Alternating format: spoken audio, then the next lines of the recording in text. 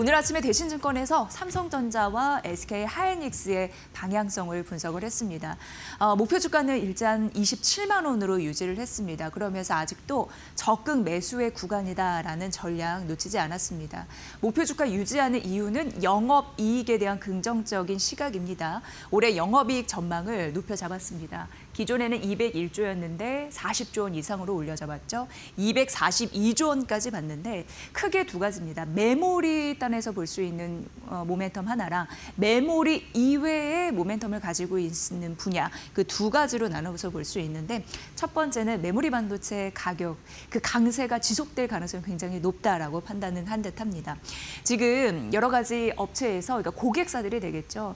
가격이 문제가 아니라 얼른 물량을 확보하자, 이런 인식이 커지고 있는 상황입니다. 그렇다 보니까 올해 연간으로 봤을 때 영업이익률 되겠습니다. 디램 같은 경우에 76%, 그리고 낸드 같은 경우에 47% 늘어날 것이다라는 전망이 되고 있는 거고요. 이렇게 메모리 가격이 강세를 지속하면서 실적이 좋아지면 재무적인 안정성, 이런 부분이 부각이 될 텐데, 그러면서 주주 환원에 미치는 영향력이 더해질 테니 메모리 이외에 주주들이 바라는 무언가가 있을 수 있다라는 논리로 언급을 했습니다. 그 대표적인 게 현금성 자산이 되겠습니다. 현금성 자산이 막 늘어나고 있는 상황인데요. 작년 말에는 125조 원이었습니다. 그런데 올해 말에는 229조, 그리고 내년 말에는 297조 원 정도로 높아질 수 있는 가능성이 있습니다. 이렇다 보니까 주주 환원 확대에 관한 그런 주머니가 좀 두둑해지는 그런 양상이겠죠. 올해 DPS 주당 배당금 같은 경우에 이쪽 한 9,650원 정도 전망이 되고 있는 상황이고요.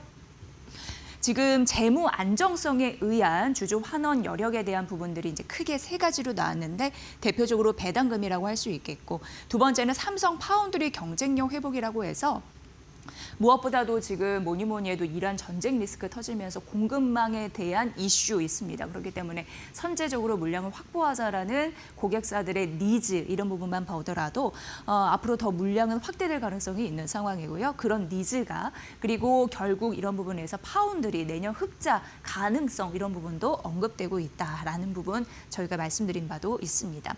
또 하나, 세트 사업부, 이제 AI 시대에 조금 더 맞춤형, 그리고 새로운 변화, 그런 부분을 또 보여줘야 할 의무도 있겠죠. 그래야지 주가 추가 상승에 대한 추가 상승의 그 여력들이 생길 텐데, 대표적으로 그렇다 보니까 갖은 자금 갖고 M&A 같은 것도 나오는 것이 아닌가라는 기대감도 일정 부분 있다라고 대신증권에서는 얘기를 했습니다. 긍정적인 흐름들이 받쳐주다 보니까 이러한 리스크 속에서도 펀더멘털 훼손 없이 가는 흐름들이 있기 때문에 지금 눌렸을 때 비중 확대, 이런 부분이 전략적으로 유효하지 않나라는 증권사의 공통된 의견이 있으니까 이런 부분은 나올 때마다 즉각적으로 알려드리겠습니다. 그 대세 판단의 기준 여러분들 잘 살펴보시면 될 것 같고요. SK하이닉스도 역시 현저한 저평가 국면이라고 얘기를 했습니다. 왜 그런지 보도록 하겠습니다. 일단 목표 주가 145만 원으로 매수 유지, 목표가 유지했습니다. 역시 영업이익 전망치는 날로 높아지고 있는 상황인데요. 204조 원으로 올랐는데 당연히 앞서 삼성전자가 오른 이유와 비슷합니다. 강력한 가격 상승, 이런 부분이 뒷받침되고 있다는 부분이고, 1분기 영업이익은 시장 컨센서스 대비해서 높아질 것으로, 높게 나올 것으로 전망이 되는데, 시장 컨세 한 32조 원이거든요. SK하이닉스를 바라보는 거 38조 원 본다, 이렇게 대신증권에서는 얘기를 했습니다. 지금 이란 전쟁 리스크 때문에 주가가 떨어졌거든요. SK하이닉스 같은 경우에는 올해 제외하고 오늘 제외하고 고점 대비 한 18% 정도 떨어졌습니다. 그렇다 보니까 대신증권이 전망한 이익 전망치 기준에서 PER이 4.1배로 떨어진 흐름들이 있다 보니까 밸류의 매력이 살아나겠죠. 이런 부분이 있는 상황이고요.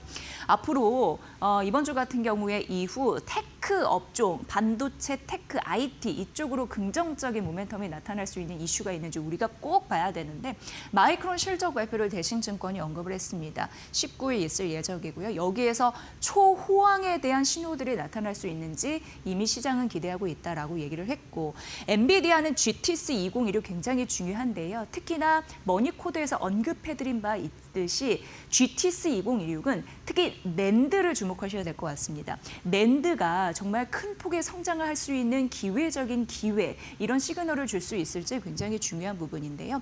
차세대 SSD라고 할 수 있는 부분, 그리고 머니코드에서 HBF에 대해서 HBM과 비교 분석해서 꽤 자세히 말씀드렸으니까 그 부분을 좀 참고해 보시면 될 것 같은데, AI 서버용으로 쓰일 수 있는 아주 강력한 고성능 저장 장치이다, 이렇게 보시면 될 것 같고요. 그런 일정 부분의 시제품 연구 성과도 공개가 될 예정이다, 이런 부분으로 언급되고 있습니다. 그러니까 낸드의 폭발적인 성장에 대한 그 초입 구간에 있어서 어떤 시그널, 어떤 투자 전략을 또 세워야 될지 GTX 2016도 저희가 관심 있게 다뤄드리도록 하겠습니다. 이렇게 잘 나오다 보면은 돈을 많이 벌 거고, 그런 배당 확대에 대한 의지도 있을 거고, ADR 발행 계획 그런 부분도 구체화되면서 긍정적인 기대 효과가 있다라는 부분에서 SK 하이닉스 목표 주가 유지, 삼성전자 목표 주가 유지, 그 부분 좀 보시고요. 다음 페이지에서 보면은 오늘 시장에서 긍정적인 부분이 PSK 홀딩스 양 종목이 오르고 있습니다. 물론 자회사 그런 부분도 연관돼서 나타나는 건데요. HBM 효과 때문이거든요. 그렇다 보니까 자회사 PSK 한 10% 오르더라고요. 그리고 PSK 홀딩스 한 6%대 급등세 보여주고 있는 상황인데, 한국투자증권에서는 PSK 홀딩스를 분석을 했습니다. 오늘 아침 나온 거고요. 목표 주가를 기존 대비 50% 올려잡았거든요. 그러니까 오늘 뛴 종목 중에 증권사가 기존 목표 주가를 크게 올린 종목들 소개를 해드리고 있는데, 대표적으로 오늘은 PSK 홀딩스가 좀 눈에 들어왔습니다. 그러면서 목표 주가 15만 원으로 올려잡았습니다. 올해 매출액 추정치를 크게 높여 잡았는데요. 2,516원 정도 바라봤고, 이게 왜 긍정적이냐 하면 삼성전자, SK 하이닉스발 투자 그런 낙수 효과를 보는 가능성이 있습니다. 우리가 사실 2023년, 2024년도를 봤을 때, 그럴 때 HBM에 대한 캐펙스 투자가 굉장히 늘었습니다. 그러면서 사실 이게 이제 후공정 쪽이잖아요. 패키지, 테스트 이쪽인데 2025년, 그러니까 작년이었습니다. 그때 후공정 투자는 좀 주춤했거든요. 그런데 이제는 HBM4가 전환이 되면서 이런 부분으로 이제 물량이 많아지게 되면은 하반기 후공정 투자가 다시금 재개될 수 있다. 그러니까 작년에는 주춤했었는데 올해 하반기부터는 달라질 가능성이 굉장히 높다라고 얘기가 되고 있는 상황이고, HBM4E 같은 경우에도 면적이 넓어지거든요. 그러면 한 공장에서 만들어지는 물량이 적습니다. 그렇게 따지면 아무래도 기업들이 더 그 캐펙스 투자를 늘릴 거고, 그럼 이렇게 투자를 앞당길 거고, 그러면 후공정 그런 장비 이런 기업들의 긍정적인 낙수 효과도 더 있을 수 있겠다라는 논리로 한국투자증권이 얘기했거든요. 이 부분 보시고요. 중요한 거는 이제 대만 쪽 고객사 좀 보셔야 되는데, TSMC 그리고 대만 주요 OSAT라고 해서 여기를 이제 테스트 패키징 이런 업체다라고 보시면 될 거거든요. 그 공급망에 있어서 이 기업이 점유율 2위를 차지하고 있어서 굉장히 긍정적인 힘이 있습니다. 이 부분 좀 보셔야 될 것 같고요. 코워스라고 해서 이거는 첨단 후공정 패키지라고 보시면 될 거거든요.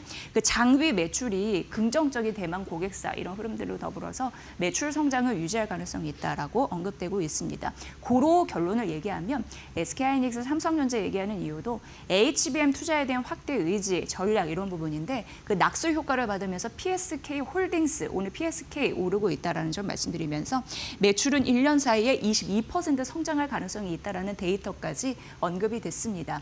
한국투자증권의 관련 반도체, 이거는 후공정 섹터이니까 그런 부분으로도 앞으로 얼마나 연쇄 효과가 있을 수 있을지 잘 따져보시길 바랍니다.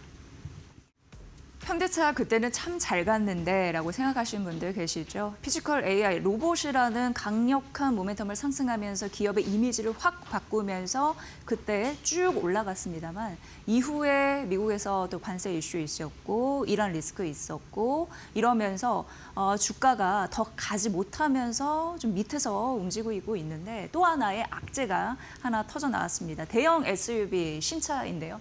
디올뉴 팰리세이드에서 일부 사양의 이제 판매가 중단되는 흐름들이 나타났는데 안전사고가 일어났습니다. 쉽게 얘기해서 전동 시트 폴딩 시, 그러니까 전동 시트를 접을 때 사람이 있고 물건이 있고 감지를 못하는 거예요. 문제가 있어서 아주 안타깝게도 미국 오하이오주의 2세 여아가 숨지는 사고가 발생을 했습니다. 그러다 보니까 이미지에도 타격을 일단 입은 상태인데, 현대차에서는 지금 일단 이런 이슈가 나타나니까 좀 망신이기도 하고 앞으로 안전적으로 좀 더 강화해야 되는 그런 상황이기도 하고 그렇기 때문에 고객 대상, 시트 작동 이런 부분을 좀 지속적으로 안내를 한다고 하고요. 그리고 소프트웨어 업데이트 이런 부분도 개발 중인데 3월 말까지 OTA라고 해서 무선 업데이트라고 보시면 되거든요.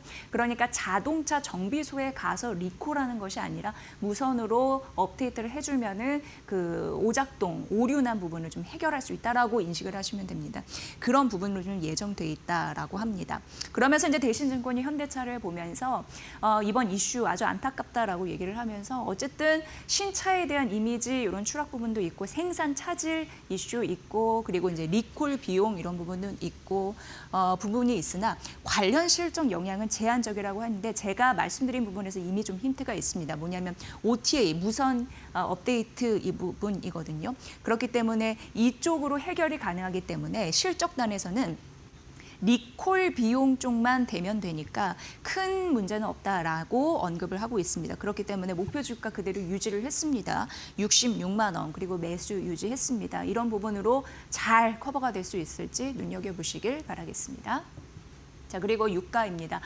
국제유가가 좀 안정을 찾아야지 뭐 글로벌 시장 그리고 우리 시장 역시 안정세를 취하면서 다시 한번 업 될 수 있을 텐데요. 아직 이제 변동성은 있습니다. 그러면서 유가 그리고 금리 이런 부분에 골머리를 앓고 있지만 그 부분도 사실 뭐 중요하다고 할 수 있지만 사실 하나증권에서는 글로벌 경기 사이클 이 부분이 더 중요하다고 언급했거든요. 그러니까 글로벌 경기 사이클 이게 후퇴를 하게 되면 지수는 크게 가지 못한다라는 언급을 했습니다. 그래서 글로벌 경기 사이클을 판단할 수 있는 3가지 지표에 대해서 언급했는데 첫 번째는 S&P 500, 테크, 캐펙스, 설비 투자 증가율이 되겠고요.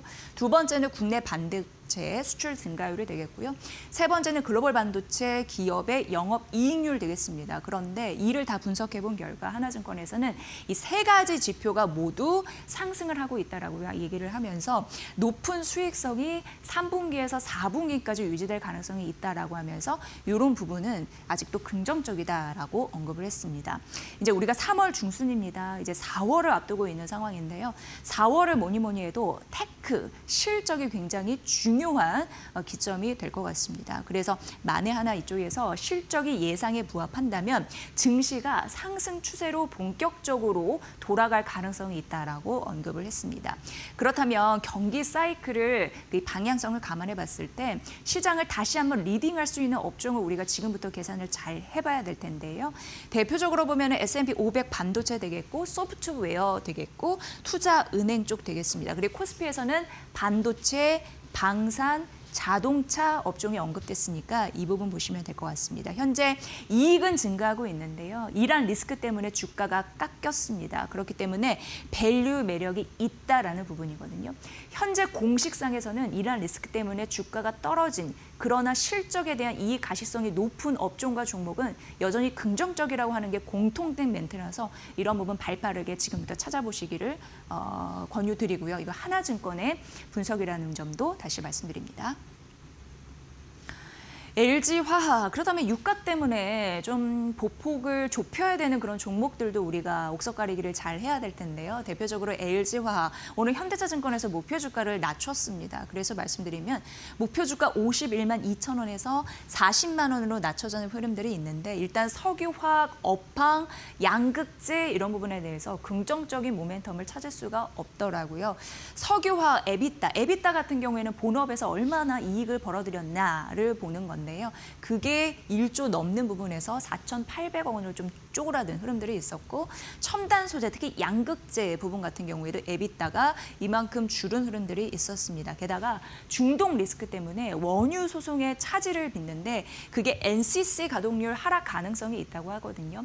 NCC는 여러분 잘 아시겠지만 석유화학의 기초 공장이라고 보시면 되는데 가동률이 줄어들 가능성이 있기 때문에 긍정적인 요소가 결코 아닙니다. 그리고 2분기부터 고가 원재료 투입이 되다 보니까 부담이 있는 거고 여전히 이제 중동 변수가 풀리지 않는 한 이런 리스크는 좀 가져가지 않을까라는 예상들 하게 됩니다.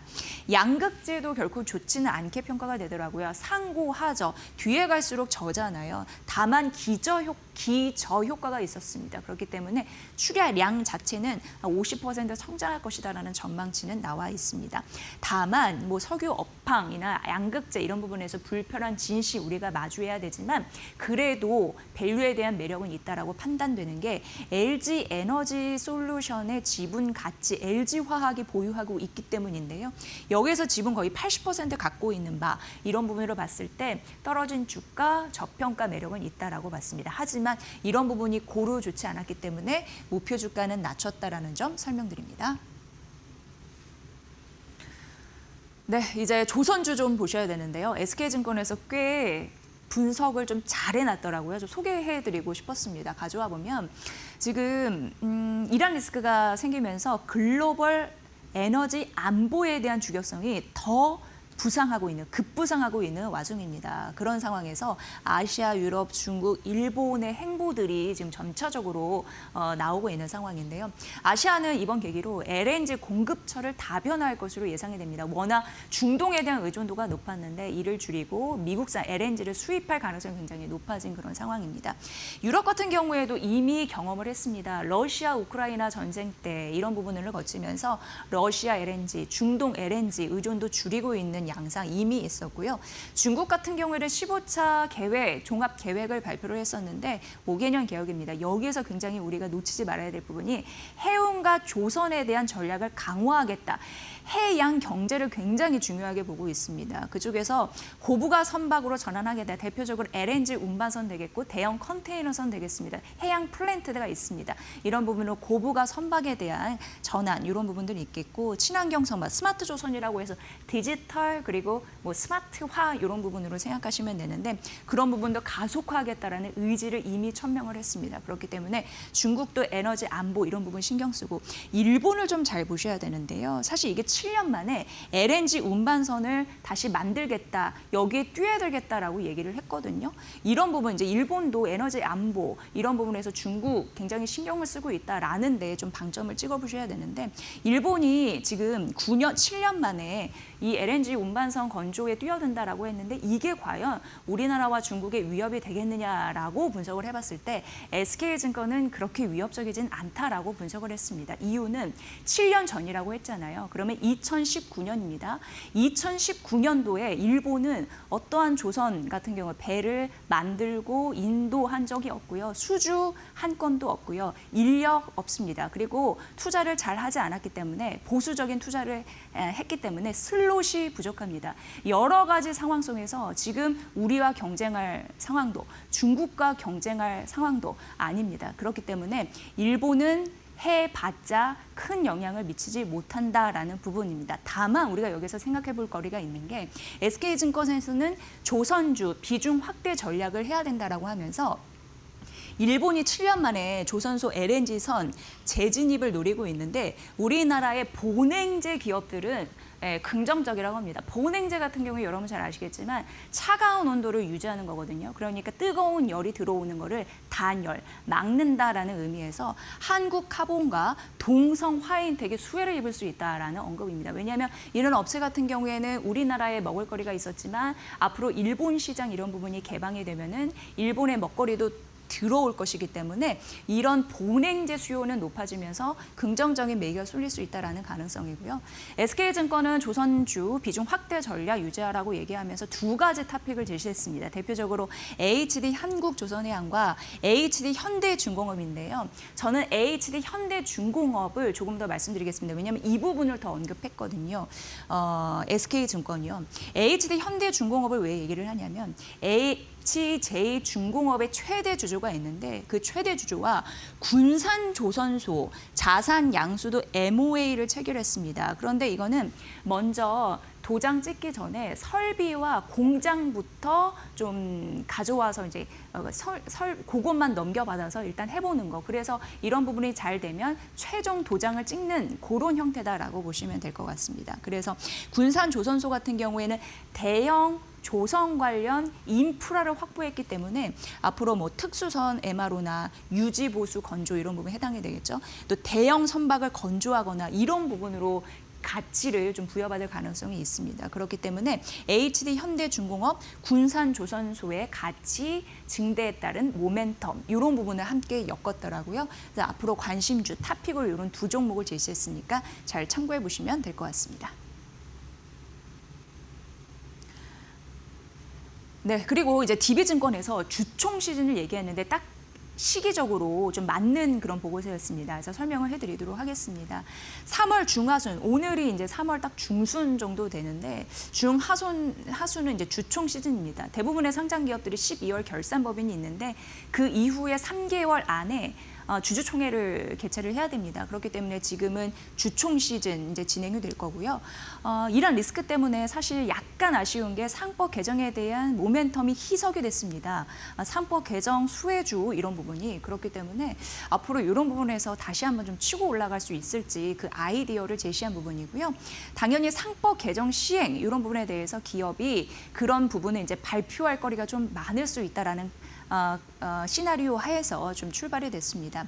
그동안 여러분 아시겠지만 1차, 2차, 3차 있었습니다. 1차는 기업의 지배구조 그리고 개편이었는데 2사의 충실 의무 확대, 감사위원 선임의 해임 시 3% 룰 강화, 전자주주총회 등의 내용이 있었고요. 2차는 주주 권익 보호 강화에 있었는데 집중투표제 의무화, 감사위원 분리선출 확대 등이 있었습니다. 그리고 3차인데요. 자사주 소각 의무화, 이거 굉장히 많이 들으셨을 것 같습니다. 신규 자사주는 1년 내 소각해야 되고요. 기존 자사주는 18개월 내 소각을 해야 되는 의무가 있습니다. 그런데 자사주 소각은 일단 주식 수를 줄면서 EPS, 주당 이익을 높이는 흐름들이 나타나는데요. 그렇기 때문에 주식 수를 줄이면 EPS가 올라가거든요. 근데 PER 같은 경우에는 주가 나누기 EPS입니다. EPS가 올라가게 되면은 주가에서 나누는 거기 때문에 이 PER 값이 낮아지죠. 그러니까 PER 값이 낮아진다는 거는 주가의 밸류의 매력을 높이는 아주 직접적인 수단이 된다는 겁니다. 자사주 소각이 증시를 부양시키는 그런 효과가 있다는 거 좀 보시면 될 것 같고요. 다음 페이지 만나보면요. 그래서 이제 앞으로 자사주 소각 발표 이런 부분에 대한 기업의 입장이 나올 텐데 그 종목들을 잘 봐야 된다라고 얘기를 하고 있습니다. 물론 이것들이 일정 부분 주가에 선반영됐을 수는 있습니다라고 언급을 하고 있는 상황이고요. 다만 이란 사태 이후에 주가가 많이 깎였습니다. 코스피 PER이 8.51배로 낮아졌거든요. 근데 장기 평균 9.78배보다 지금 낮은 상황이라서 밸류의 매력이 있다라는 겁니다. 이미 선반영됐어도 현재 주가가 깎인 바 조금 더 반등의 탄력이 나올 수 있다라는 부분 얘기를 했고요. 그렇기 때문에 투자 아이디어는 자사주를 보유 많이 한 지주사나 금융주를 주목하라라고 얘기를 하면서 리포트 보시면 아시겠지만 코스피 200 중에 12월 결산 법인 그러니까 주총 이런 부분 맞고 자사주의 비중이 10% 정도 되는 그런 종목들이 언급이 됐습니다. DB증권, 주총 시즌, 투자처 어디에 돈이 몰릴 건지 계산한 이 리포트도 의미가 있을 것 같은데 잘 참고해 보시면 될 것 같습니다. DB증권까지 얘기를 해드렸습니다.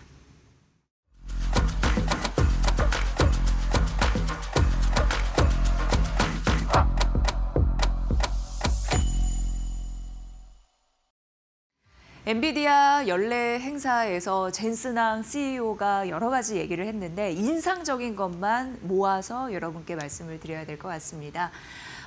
블랙웰, 베라 루빈 칩 내년까지 1조 달러를 수요가 좀 몰릴 것이다라는 전망을 했는데 이 1조 달러 나오면서 긍정적인 그런 분위기가 나왔다 이렇게 보시면 될 것 같습니다. 그래 딱 1년 전이었던 것 같아요. 젠슨항 CEO가 어떤 얘기를 했냐면은 2026년까지 그러니까 올해까지 5천억 달러 수요가 전망이 된다라고 얘기했거든요. 이 말인즉슨 계산을 해보면 1년 만에 딱 2배 이상을 예상했다라는 데에서 1조 달러의 의미가 꽤 상징적이다 이렇게 얘기를 해볼 수 있을 것 같습니다. 더해서 엔비디아 CEO는 내가 예상컨대 수요는 더 강하게 나올 수 있다라고 언급을 했거든요. GTC 행사 이번에 중요한 화제는 에이전틱 AI입니다. 사람처럼 스스로 판단하고 행동하는 AI 시대. 그래서 여러분도 투자하는 것이 이쪽으로 좀 방향이 되어 있지 않나라는 생각을 하게 되는데요. 중요했던 부분이 그록3 LPU를 공개를 했거든요.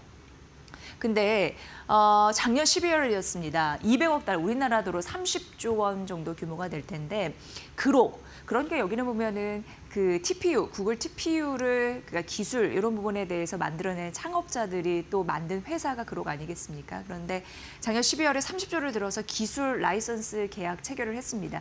그런 이후에 처음으로 선보이는 그록3 LPU이기 때문에 더욱 시장에서는 화제를 불러일으킬 수밖에 없었고요. 중요한 부분이 그록3 LPU가 무엇이냐 이 부분을 아셔야 되는데 GPU 고처리량이라고 해서 연상 능력이 굉장히 좋은 겁니다.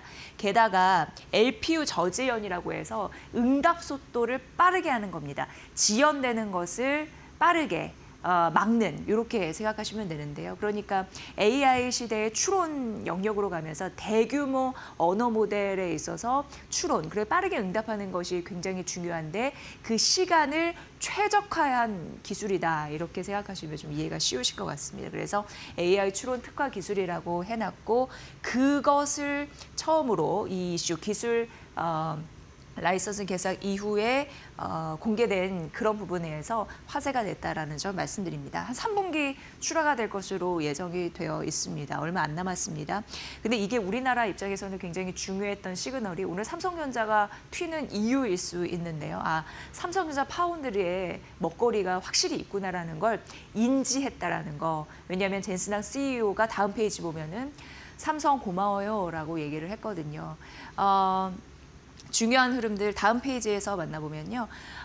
지금 삼성에서 그록3 칩을 생산한다라는 걸 이제 파운드리 일감이 있다라는 걸 확인했다라는 부분인데 이제 베라루미 시스템에 탑재가 되는 그런 부분입니다. 그러니까 이제 삼성전자와 엔비디아는 협력을 확대하는 겁니다. 그러니까 GPU에 HBM이 탑재가 되잖아요. 그거 외에 이제 파운드리까지 전방위적으로 협력의 관계가 더 짙어지고 있다라고 보여지고 있는 상황이고요.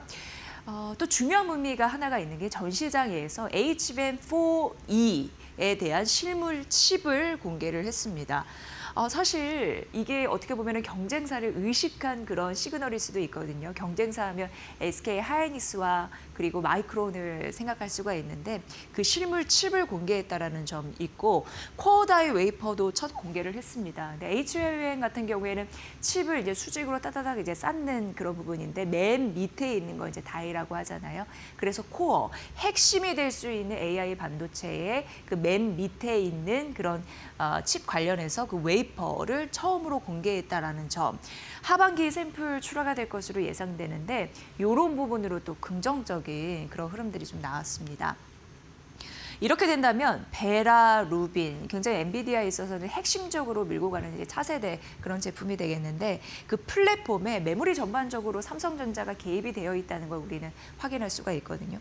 대표적으로 HBM4, GPU, 루빈에 들어가는 거고요. 그리고 이제 소캠2라고 해서 CPU, 베라에 들어가는 거거든요.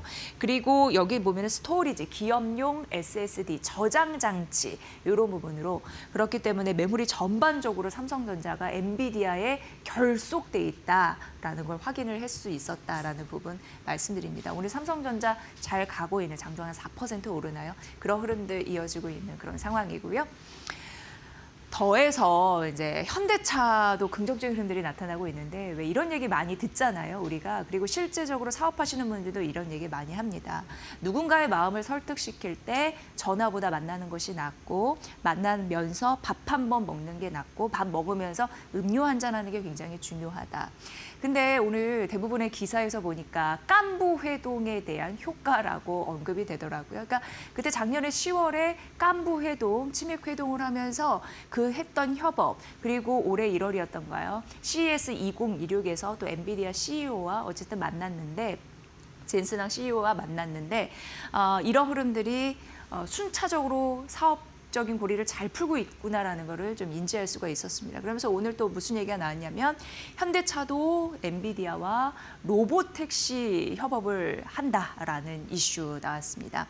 일단 엔비디아 레벨 2 이상의 자율주행 기술이 일부 차에 적용이 될 것으로 보입니다.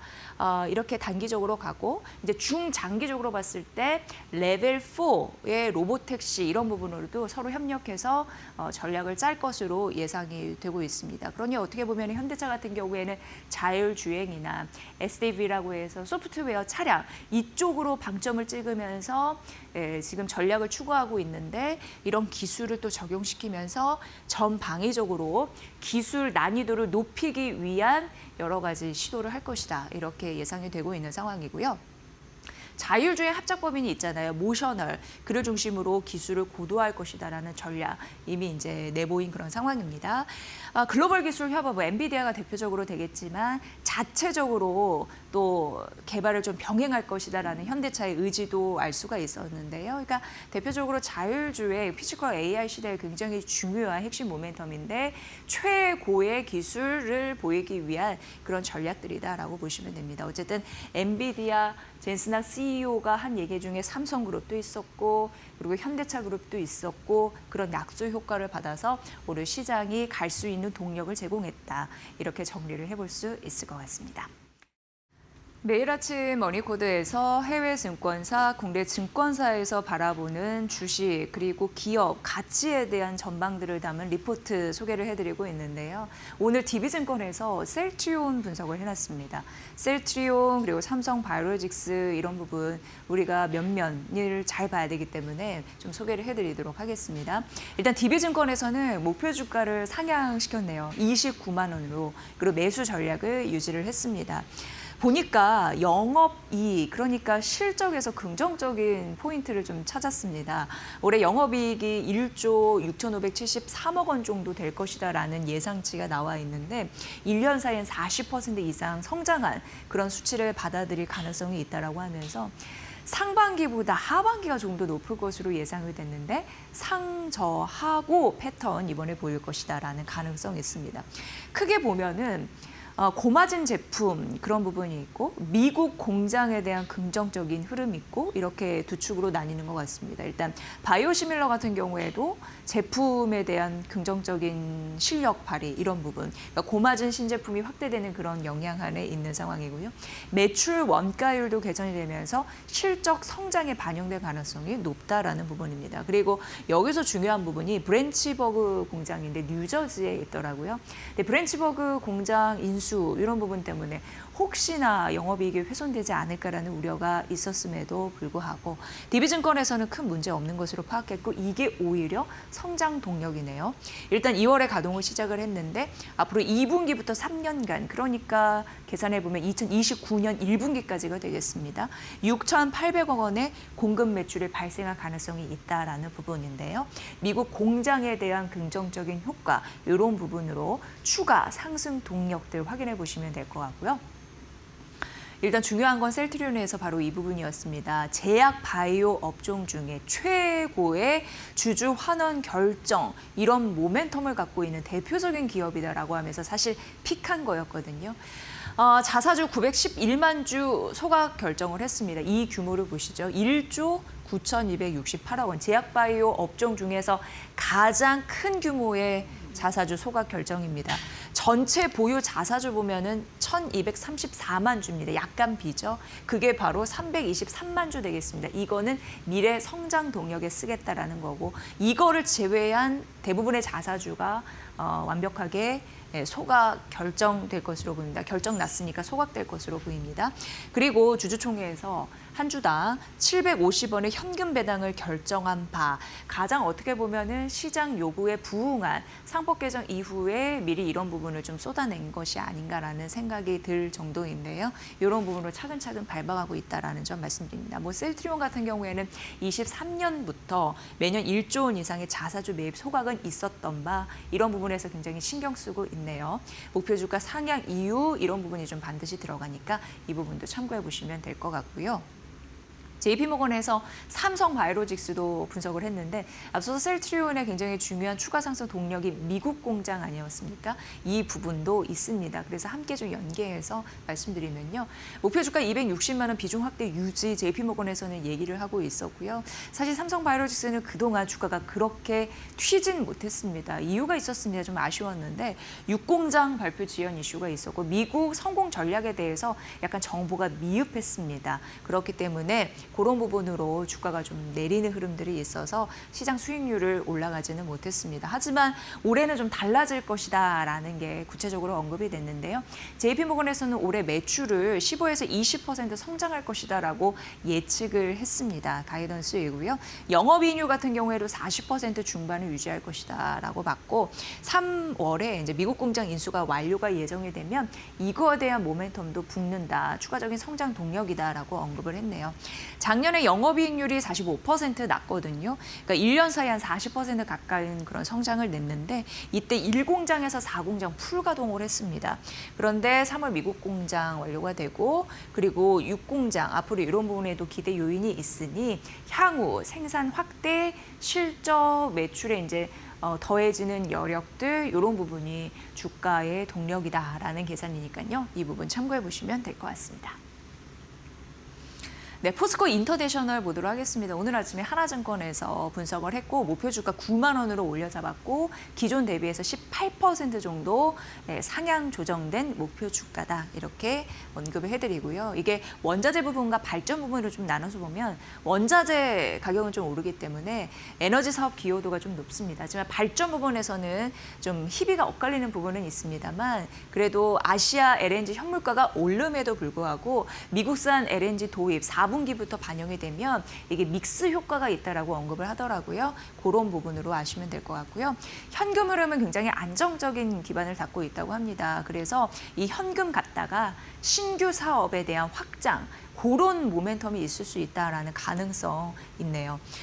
히토류 굉장히 미국도 그렇고 국가 안보 중요한 핵심 물질로 언급이 되고 있습니다. 우리도 AI 시대에 뒤처지지 않으려면 이쪽으로 지속적으로 전략적인 그런 부분을 좀 얘기를 해봐야 되는데 그 배경을 살펴보면 중히토류 같은 경우에는 생산지가 매우 제한이 되어 있습니다. 그리고 원재료를 채굴한 이후에 하는 공정 있잖아요. 그런 부분은 사실 중국이 통제를 하고 있습니다. 미국도 물론 뭐라고 할까 그 광산을 갖고 있거든요. 히토류 관련. 그럼에도 불구하고 미국은 경히토류에 좀 한정되어 있어서 미국이 눈을 크게 뜨고 히토류 관련 전략을 일찌감치 중국을 또 대응을 해야 되니까 그런 부분에서도 면밀하게 했던 이유가 바로 여기에 있습니다. 그러면서 베트남, 브라질 눈여겨보고 있죠. 이쪽에 공급망을 확대를 하면서 전략적으로 가려고 하는 흐름들 지금 추진되고 있는 상황이니까 이 부분도 보시고 또 이런 부분으로 또 예상도 되고 있는 상황입니다. 한국 파트너는 포스코 인터내셔널이 될 가능성이 높다라고 하면서 사실 하나증권이 이 리포트를 쓴 거거든요. 그래서 히토류부터 연구 자서까지 전 밸류 체인 이런 부분에 대해서 구축을 추진 중이라고 합니다. 업스트림 그리고 미드 다운스트림 이렇게 나눠져 있는데 업스트림은 쉽게 얘기해서 원재료를 확보하는 것이다라고 보시면 됩니다. 왜냐하면 히토류, 뭐 연구 자서까지 그러니까 히토류 원재료 필요하고 연구 자서, 제품 생산까지 이런 전 라인, 전 밸류 체인 이런 부분을 한번 우리가 책임져 보겠다라는 게 포스코 인터내셔널이기 때문에 이 부분 보셔야 되는데 일단 업스트림 그러니까 원재료 확보 부분에서는 동남아 광산 지분을 보유한 그런 연계해서 지분을 보유한 그런 부분 좀 노리고 있고 오프테이크로 해서 장기적으로 이제 계약을 하는 겁니다. 그래야지 안정적인 물질을 확보하게 되는 거잖아요. 그쪽을 좀 노리고 있고 미드 다운스트림이라고 해서 이제 생산하는 쪽이라고 보시면 되는데 동남아 그리고 북미 파트너와 현지 연구 자서 생산 설비를 구축 중이다. 이렇게 보시면 이제 이해가 되실 것 같습니다.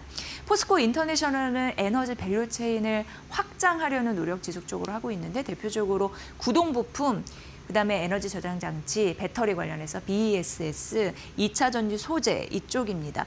원화, 로봇, 그리고 AI 시대 뭐 방산, 반도체 뭐 이런 부분 다 연결되어 있기 때문에 이런 부분 중요할 것 같고요.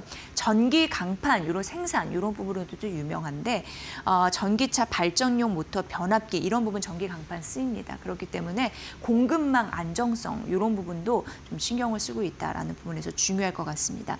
지금 북미 쪽에서는 지정학적 리스크도 있었고 그리고 관세 이슈도 있었고 지금 중국산 부품을 배제하려고 하는 흐름들이 지속적으로 나오고 있는 상황에서 우리나라의 반사 이익 이런 부분을 거둘 수 있기 때문에 전 밸류 체인을 구축을 추진하고 있는 포스코 인터내셔널 긍정적인 매기가 쏠릴 가능성이 있지 않을까라는 전략적 아이디어였으니까 이 부분 참고해 보시면 될 것 같습니다. 네, 하나 에어로스페이스 며칠 전에 좀 핵심 이슈가 부각이 됐었고 오늘 아침에 신한투자증권에서 자세히 좀 분석을 해놨더라고요. 그러니까 요를 얘기하면 하나 에어로스페이스가 한국 항공우주의 지분을 매입한 이슈이고 이게 과연 어떤 효과를 가져다 줄 것인가. 사실 한국 항공우주에 대한 인수설이 모락모락 피어나고 있는 그런 부분일 수도 있겠습니다. 일단 한국 항공우주 지분 4.99%를 확보를 했습니다. 작년 4월에 2.74% 그리고 올해 1분기에 1.67% 게다가 작년 4분기에 자회사인 하나시스템이 0.58% 취득했거든요. 이걸 다 더하면 4.99%인데 5%가 채 안 됩니다. 그런데 5% 일부러 좀 신경 쓴 듯하죠. 왜냐하면 5% 룰이 있기 때문인데 그렇기 때문에 5%는 넘지 않으면서 주주 제한도 하고 임시 주총도 소집할 수 있는 권한도 있고 회계 장부도 열람할 수 있고 이런 부분을 챙겨가면서 좀 지금 하고 있는 그런 상황입니다. 이들이 이렇게 하는 이유가 있습니다. 항공 엔진의 국산화 굉장히 중요한 부분이고요. 무인기도 공동 개발을 하고 이번에 전쟁에서도 드론 굉장히 영향력을 많이 발휘했습니다. 어쨌든 이런 부분으로 신경을 쓸 수밖에 없겠죠. 그리고 우주 사업 이런 부분이 있는데 한화가 가지고 있는 미국의 네트워크를 활용한 한국 항공우주가 미국 고등훈련기 사업과 협력하는 그런 미래도 생각을 해볼 수 있는 상황입니다. 그래서 결과적으로 이걸 왜 지분을 매입했냐라고 보면 한국판 로키드 마틴을 만들겠다라는 의지로 보여지거든요. 일찌감치 하나는 방산 쪽에서 통합을 구축을 시도를 하면서 육해공 방산을 통합하겠다라는 의지를 보여준 바 있는 바 앞으로 한국 항공우주 지분 매입에 대한 굉장히 상징적인 의미가 있다라는 점 말씀드립니다. 그리고 지금 이란 전쟁 리스크 이런 부분으로 봐도 방산에 대한 협력 이런 부분은 굉장히 중요해 보입니다.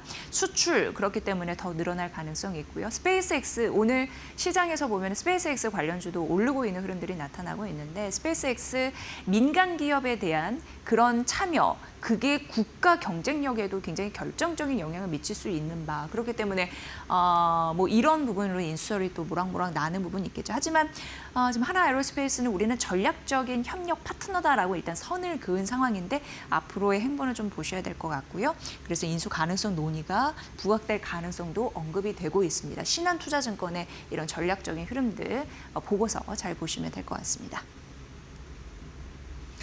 네, 이제 마지막 오리온입니다. 일단 오리온 최근 들어서 국내 증권사에서 분석을 참 많이 했더라고요. 그래서 놓치면 안 되겠다 싶어서 일단 가져와 봤고 오늘 아침에 키움증권에서 분석을 해놨습니다. 일단 목표 주가는 17만 5천 원으로 매수 유지를 했고요. 오늘 아침에 다올투자증권과 하나투자증권이 18만 원으로 목표 주가를 유지를 했습니다.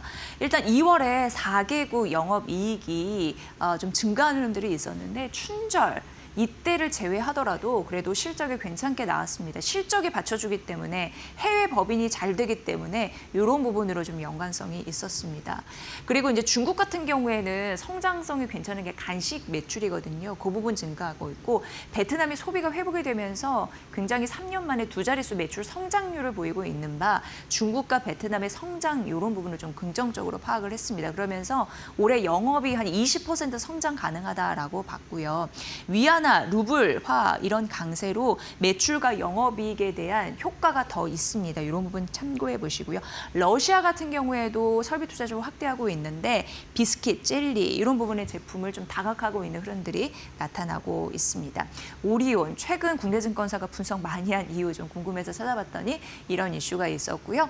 해외 사업 잘했다라는 부분에 국내 증권사가 호평을 하면서 목표 주가를 좀 유지하고 있는 흐름들 나타나고 있으니까 이 부분까지 참고해 보시면 될 것 같습니다.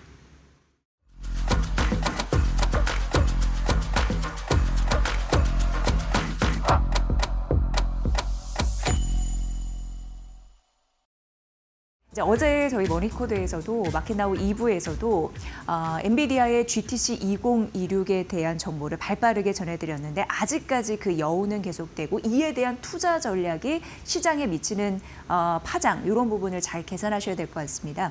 오늘 아침에 여러한 증권사에서 GTC 2026을 분석한 그런 재료 리포트를 많이 내놨습니다. SK하이닉스 GTC 행사에서 이 경영진들이 이런 얘기를 했습니다. 메모리 공급 부족 사태가 좀 이어질 것이다라고 얘기를 했는데 20% 이상 부족한 부분이 앞으로 4년에서 5년간 이어질 것으로 보입니다. 2030년까지로 내다보더라고요. 왜냐하면 AI 데이터 센터 중심으로 D램과 낸드를 합해서 그런 부분으로 60% 이상 이쪽에서 흡수를 하고 있는데 빅테크 업체들 같은 경우에는 피지컬 AI 시장에 진입을 해야 되고 AI에 대해서 성능도 높여야 되는 그런 니즈가 있다 보니까 공격적으로 AI 인프라를 확대할 수밖에 없는 생존에 대한 그런 부분, 이런 부분이 맞물리고 있다라고 얘기를 했고요. 최근 들어서 지속적으로 말씀드린 부분이 장기 공급 계약 체결입니다. 그런 부분이 요구가 되고 있는 건데 그것은 또 물량의 가격까지 더해지는 그런 상황이거든요. 모멘텀이. 그런 흐름으로 가고 있는 바 아무래도 메모리 갑의 기업들에게는 실적과 이익에 대한 모멘텀이 상당 부분 붙을 수 있는 요소이다라고 얘기를 했습니다. 그러면서 KB증권에서는 SK 기업 가치를 재평가해야 되는 상황이다라고 언급을 했는데 지금 주가 같은 경우에는 오늘 20만 원 선 넘었지만 아직까지도 PER이나 PBR이 현저하게 동종 업계 대비해서 굉장히 낮은 수준이다라고 얘기를 하거든요. 3분의 1 정도 낮다 이런 얘기를 하는데 그런 부분에서도 좀 변화가 있을 가능성 이런 부분도 염두에 두시면 될 것 같고요. 목표 주가 170만 원으로 매수를 유지했는데요. 크게 세 가지 모멘텀이라고 보시면 됩니다. 앞서서 한 얘기와 일부 좀 중복될 수도 있는데 일단 지정학적 리스크가 있지만 AI 투자는 여전하다. 메모리 수요는 늘 것이다라는 가능성이 있는 상황이고요. 올해 KB증권에서 AI 투자가 2배 이상 1년 사이에 좀 늘 가능성에 대해서 데이터를 언급을 했습니다. 2028년까지 웨이퍼 생산 능력이 제한이 되면서 메모리 칩 수요에 대한 폭발적인 수요는 있으면서 타이트한 메모리 수급을 지킬 가능성에 대해서 언급을 했고요. 주요 고객사는 지금 가격이 올라가도 물량을 우선적으로 확보해야 된다라는 그런 위기가 있기 때문에 이런 부분이 긍정적으로 반영이 될 것이다. 이렇게 언급이 됐습니다. 그러면서 KB증권에서는 SK하이닉스의 올해 영업이익을 177조의 전망치를 제시를 했습니다. 1년 사이에 275% 성장할 것이다라는 가능성을 언급해뒀고요. D램과 낸드를 나눠서 써놨더라고요. D램 같은 경우에는 1년 사이 3배가 뛴 148조 전망을 했습니다. 서버 D램이나 HBM4 출하가 확대가 되면서 긍정적인 영향이 있을 거고 더 우리가 낸드 쪽을 바라봐야 되는 이유가 바로 여기 있는데 29조 원, 이것은 1년 사이에 14배가 뛴 성장 규모이거든요. 이를 기록할 가능성이 있다라는 부분인데 루빈 AI 플랫폼의 저장 장치 있잖아요. 그런 부분으로 채택이 늘게 되면 더 긍정적인 모멘텀을 얻을 수 있다고 합니다. 삼성전자에 대한 이야기를 했는데요. 여러분 아시다시피 LPU 수주 관련해서는 어제 머니코드에서 말씀드린 바 있습니다. 그러면서 일단 삼성전자는 목표 주가 30만 원으로 올려 잡았거든요. 그러니까 목표 주가 상향한 거고 기존 전망치 대비해서는 7% 정도 올려 잡은 흐름들 매수는 유지를 했습니다. 그러면서 GTC 엔비디아 그록3 관련해서 LPU 생산을 이제 공식 발표했는데 이걸 보면서 좀 긍정적인 낙수 효과를 받을 수 있다라고 가능성을 언급을 했고요. 그록 LPU 같은 경우에는 최상위 추론. 사실 이제 이게 추론으로 가는 부분에서 굉장히 중요한 그런 시스템과 그런 품질 이런 부분을 보여준 그런 거고요. 최상위 추론 연산을 봤을 때 블랙웰 대비해서 최대 35배의 성능이 있다고 하니까 이런 부분으로 나타나고 있습니다. 3분기 출하량 예상이고 그러면서 이 연구원이 어떤 얘기를 했냐면 엔비디아 같은 경우에는 매번 시장 주도권이 흔들릴 가능성이 있다. 더 나은 신기술이 있느냐라는 의문은 나오지만 놀랍게도 신제품과 신기술을 공개하면서 그런 우려감을 돌파하고 있다라고 언급을 했거든요. 그러면서 이번에 GTC에서 나온 결과가 굉장히 유의미한 기록이라고 얘기한 게 두 번째 빅테크의 대규모 수주라고 언급을 했습니다. 첫 번째는 테슬라였죠. AI6 칩, 이때 23조 원 수주 계약 체결 소식이 있었는데 그 다음번이 엔비디아와 한 빅테크 수주 두 번째 빅딜이다. 이렇게 언급을 했습니다. 빅딜이라는 것은 상징적인 의미에서 그렇게 얘기를 했고요. 고객을 확보했다라는 의미 하에서 생각해 보시면 될 것 같습니다. 그리고 이례적으로 삼성전자가 파운드리 쪽과 그리고 메모리를 결합한 그런 부분에서 전례 없는 그런 성장 모멘텀을 보유했다라는 부분이고요. 이런 부분이 되다 보니까 앞으로 삼성전자 같은 경우에도 기업 가치를 다시 한번 재평가할 수 있는 기회 요인이 됐다라고 언급을 했습니다. 이 부분도 챙겨보시면 될 것 같고요. 어제 저희 마켓나우 2부에서 삼성전자 GTC 행사에 대한 효과 이런 부분을 분석을 하면서 LPU에 SRAM 비중이 상당 부분 들어갔다라고 하면서 이게 과연 앞으로 대중화되는데 SRAM을 제외하고선 다른 메모리가 쓰일 가능성이 있겠느냐에 대해서 집중 분석해드렸습니다. 그 콘텐츠는 찾아보시면 될 것 같고요. 어쨌든 LPU의 SRAM 비중이 높아지는데 SRAM 비중을 쓴 이유는 이게 굉장히 초고속이거든요.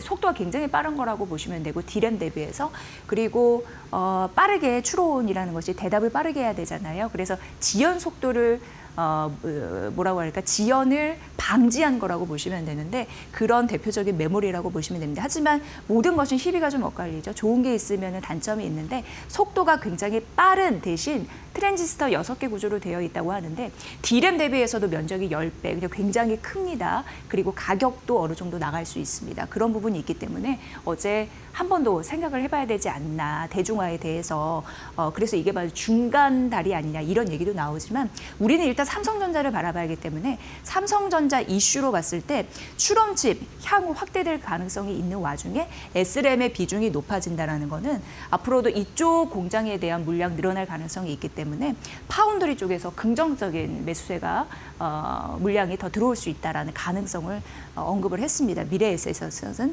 이걸 보시면 될 것 같고 그 삼성이 유일하다고 하는 게 SRAM뿐만 아니라 SSD까지 저장 장치 같이 그러니까 여러 가지 한 번에 다 구조화되는 풀스택 구조를 갖추고 있다는 거에서 긍정적으로 평가를 했습니다. 결국 AI 가속기를 만들어내는 역량에 대한 입증을 이번에 해냈다라는 그런 부분으로 긍정적으로 봤으니까 보시고요. 목표 주가 30만 원으로 올려잡은 이유 GTC LPU 수주 관련 이슈에서 많이 녹여 있다라는 점 말씀드리겠습니다. 오늘 삼성전자 20만 원 선 넘어가고 있는 상황입니다. 네, 오늘 삼성전자가 6거래일 만에 외국인의 매수세가 들어오면서 130만 주 시간이 늘어나면서 매수의 좀 규모가 커지고 있는 상황이고요. SK 하이닉스 역시 100만 너를 넘어서면서 100만 전자의 힘을 좀 보여주고 있는 상황입니다. GTC 2026의 효과가 아닐까 싶은데 국내 증권사에서도 GTC 2026에 대한 관련 보고서를 많이 내놨습니다. 참관하면서 여러 가지 느낀 바 언급하기도 했는데 IBK 투자증권의 리포트 잘 살펴보시면 도움이 되실 것 같고요. 일단 그 젠스랑 CEO의 키노트 스피치 이런 부분을 바라보면서 긍정적으로 어떠한 부분이 투자의 아이디어가 될 수 있을지 풀어낸 리포트라서 소개를 해드리도록 하겠습니다. 플랫폼 기업으로 그 위상을 다지고 있다는 게 첫 번째 인상이었다고 합니다. 그러니까 칩을 제조하는 기업에 넘어서서 AI 전반적으로 플랫폼을 제시하는 그런 기업이다라는 걸 느꼈다고 하는데 엔비디아는 이제 쿠다로 유명합니다. GPU를 AI로 적용할 수 있게끔 만들어주는 그런 플랫폼이다라고 보시면 될 것 같고요. 대표적으로 소프트웨어들, 운용 도구라고 할 복지 그리고 이제 운영하고 관리하는 그런 시스템이라고 보시면 되는데 그런 부분을 전반적으로 하고 있는 상황이고요. 그리고 어제 회자가 됐던 게 1조 달러 규모였습니다. AI 추론 반도체 관련한 수요가 작년에 이어서 2배 딱 클 거라고 예상을 했는데 1조 달러로 내년에 이제 급성장할 것이다라는 예상치 내놨죠. AI 에이전트로 진화하면서 이런 흐름들이 나타나고 있는데요. 토큰 사용량이라고 해서 연산 능력이 아주 많이 필요하다 보니까 이런 그 하나의 작은 단위라고 보시면 되는데 그런 사용이 늘어나고 있는 상황입니다. 그래서 추론 관련해서도 연산 능력을 빠르게 하는 그런 부분으로 지속적으로 좀 눈여겨보시면 될 것 같고요. 신제품, 이건 앞서서 좀 많이 언급해드렸습니다. 베라, 루빈, 시스템이라고 보시면 되고 그록3는 하나의 AI 두뇌라고 보시면 되죠. 이런 흐름은 이미 언급해드렸기 때문에 넘어가도록 하겠습니다. 그리고 IBK 투자증권 연구원이 좀 긍정적으로 바라본 게 바로 네모클로였는데요. 이걸 보면서 엔비디아는 또 하나의 정말 플랫폼 기업이라는 상징적인 의미를 더했다라고 얘기를 하더라고요. 그래서 오픈 클로를 보완하는 이게 어떻게 보면 이제 기본이라고 보시면 되는데 AI, 그러니까 쉽게 얘기해서 직원을 관리하는 그 체계를 하나에 보여줬다라고 보시면 됩니다. AI 에이전트 플랫폼으로서 그런 역할 강화, 위상을 보여줬다라고 언급을 했고요. 앞으로의 미래의 확장 부분 굉장히 눈여겨보실 텐데 AI 관련해서 우주로 확장하는 그런 컴퓨팅 그런 부분도 비즈니스화하고 있는 상황이고요. 자율주행 이거는 여러 글로벌 업체와 협력을 하기로 했죠. 대표적으로 우리나라는 현대차가 있고 일본은 닛산이 있고 중국은 BYD가 있습니다. 이런 협업 자율주행 관련해서 힘을 모을 것으로 예상이 됐고요. 이 모든 것이 피지컬 AI 시장 진입을 위해서 이쪽으로 영향력을 강화하기 위한 하나의 전략적인 행보이기 때문에 중요하다라고 언급을 할 수 있겠습니다. 앞으로도 관련해서 리포트 나오고 투자 아이디어 나오면 전해드리도록 하겠습니다. CLSA가 조선주를 바라봤습니다. 그러니까 전쟁이 끝나지 않은 상황에서 유가는 여전히 급등하고 있고 하지만 시장이 바라보는 민감도는 약화되고 있고 이러한 상황인데 그래도 구조적으로 계속적으로 성장할 수 있는 섹터는 우리가 눈여겨봐야 되거든요. 그런 와중에 조선주를 얘기를 했습니다. 일단 카타르 이란 전쟁이 일어났기 때문에 천연가스 중단 그런 이슈가 있었는데요. 이러면서 이 공백을 채울 수 있는 게 미국으로 언급되고 있고 해상 쪽으로 봤을 때 최강자이기 때문에 미국 LNG가 그 공백을 메울 수 있는 최대 수혜가 될 것이다라고 언급을 했습니다. 뭐 데이터 같은 경우에도 보면 5년 내에 글로벌 교역량의 한 50%를 차지할 거라고 하니까 점점 그 막강한 힘이 발현되지 않을까라는 생각을 하게 되는 거고요.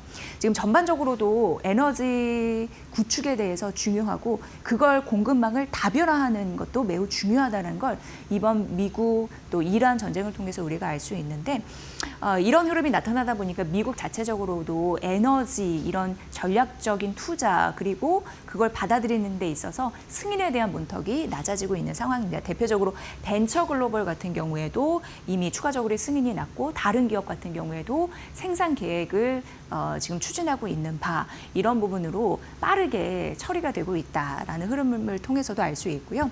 미국 수출이 늘게 되면 한국 조선사의 기회 아닌 기회가 올 수 있다고 하는데 향후 2년에서 3년간 강력한 수주 모멘텀이 붙을 가능성이 있다라고 언급을 했습니다. 그렇다면 어떤 부분에 대해서 탑픽일지 바라보면 노란 색깔로 칠해주셨네요. HD 현대중공업 시장 수익률을 강하게 올라설 수 있는 힘이 있다라고 언급을 하면서 목표 주가 84만 7천 원을 유지했습니다. 선박을 하나 팔아도 마진이 좀 높게 붙는 구조 이런 부분이 훨씬 실적에는 중요한 모멘텀이기 때문에 근데 고부가 선박 중심이거든요. HD 현대중공업이 마진이 높을 가능성이 있다라는 모멘텀을 챙겼고요. 그 다음은 이제 HD 한국조선해양입니다. 59만 2천 원 매수를 유지를 했는데 여기는 순자산 가치 60% 할인율이 있음에도 불구하고 앞으로 주주 환원 정책이나 실적 개선되면 이런 부분이 좀 낮아지지 않겠느냐라고 언급을 했습니다. 삼성중공업 역시 매수 유지인데요. 3만 7천 원입니다. 목표 주가. 해상, 부유식, 그런 LNG 생산 설비 이쪽의 강자인데 미국 해군 수요까지 덧붙이다 보니까 긍정적인 흐름들, 투자 의견이 갈리지 않았습니다. 다만 이제 하나오션은 목표 주가 좀 떨어지는 흐름들이 있었죠. 16만 7천 원으로 내려잡았는데 물론 미국 해군에 대한 수요 그리고 MRO에 대한 강자 그리고 신조 시장 참여에 대한 긍정적인 모멘텀 모멘텀 있습니다만 밸류가 좀 높지 않느냐. 계속적으로 이런 부분에 대해서는 브레이크를 걸고 있는 상황입니다. 그래서 여타 다른 종목 대비해서 밸류를 하나오션은 좀 꼬집더라고요. 이 부분을 제외한 다른 여타 종목들은 매수 유지의 목표 주가 유지라는 점 말씀드리도록 하겠습니다. 네, 화학 이란 리스크 관련해서 지금 플라스틱에 대한 공급이 엄청나게 부족하고 있다고 합니다. 그래서 이거 관련해서 화학주는 오히려 반사이익을 강하게 받을 것이다 라는 데에서 전략적 아이디어를 제시했고요. KB증권이 오늘 아침에 제시한 리포트였습니다. 호르무즈 해협이 봉쇄 이슈가 있으면서 정유 당연히 공급이 부족합니다. 20% 깎였는데 그보다 심각한 거 플라스틱 부분입니다. 에틸렌 이게 한 31% 떨어지는 흐름들이 있었거든요.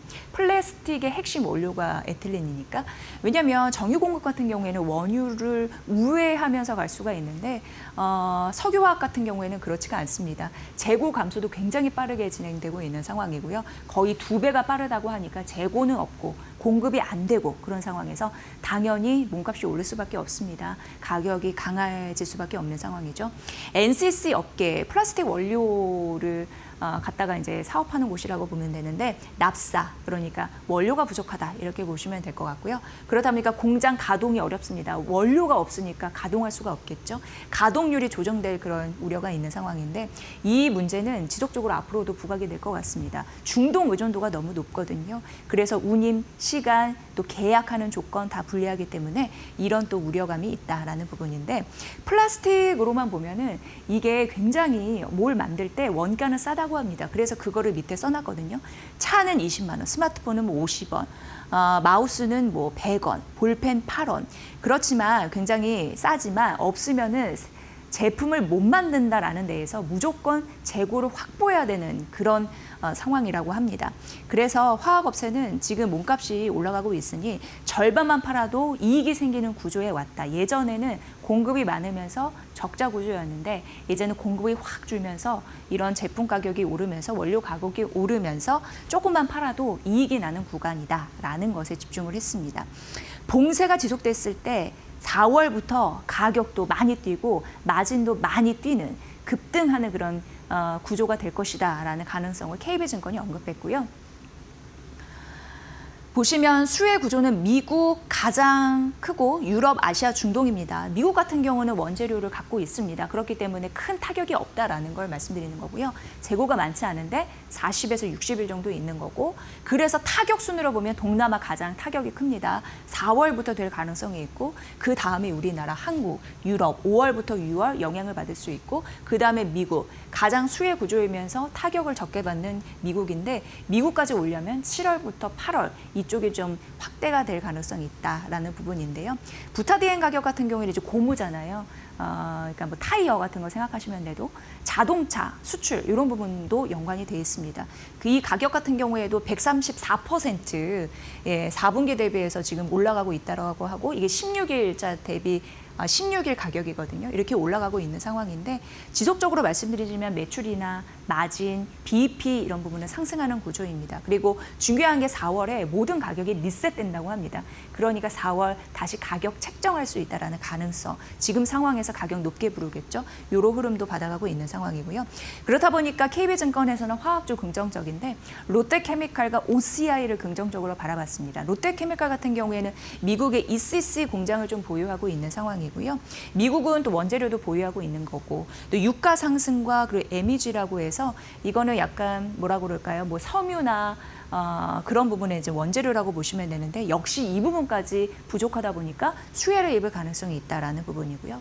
두 번째는 이제 OCI였습니다. 여기 사업 구조를 보면은 40% 이상 유가가 오를 때 뭔가 제품가가 오르는 그런 구조를 갖고 있는데 그렇다 보니까 결정적으로 수혜를 입을 수 있겠죠.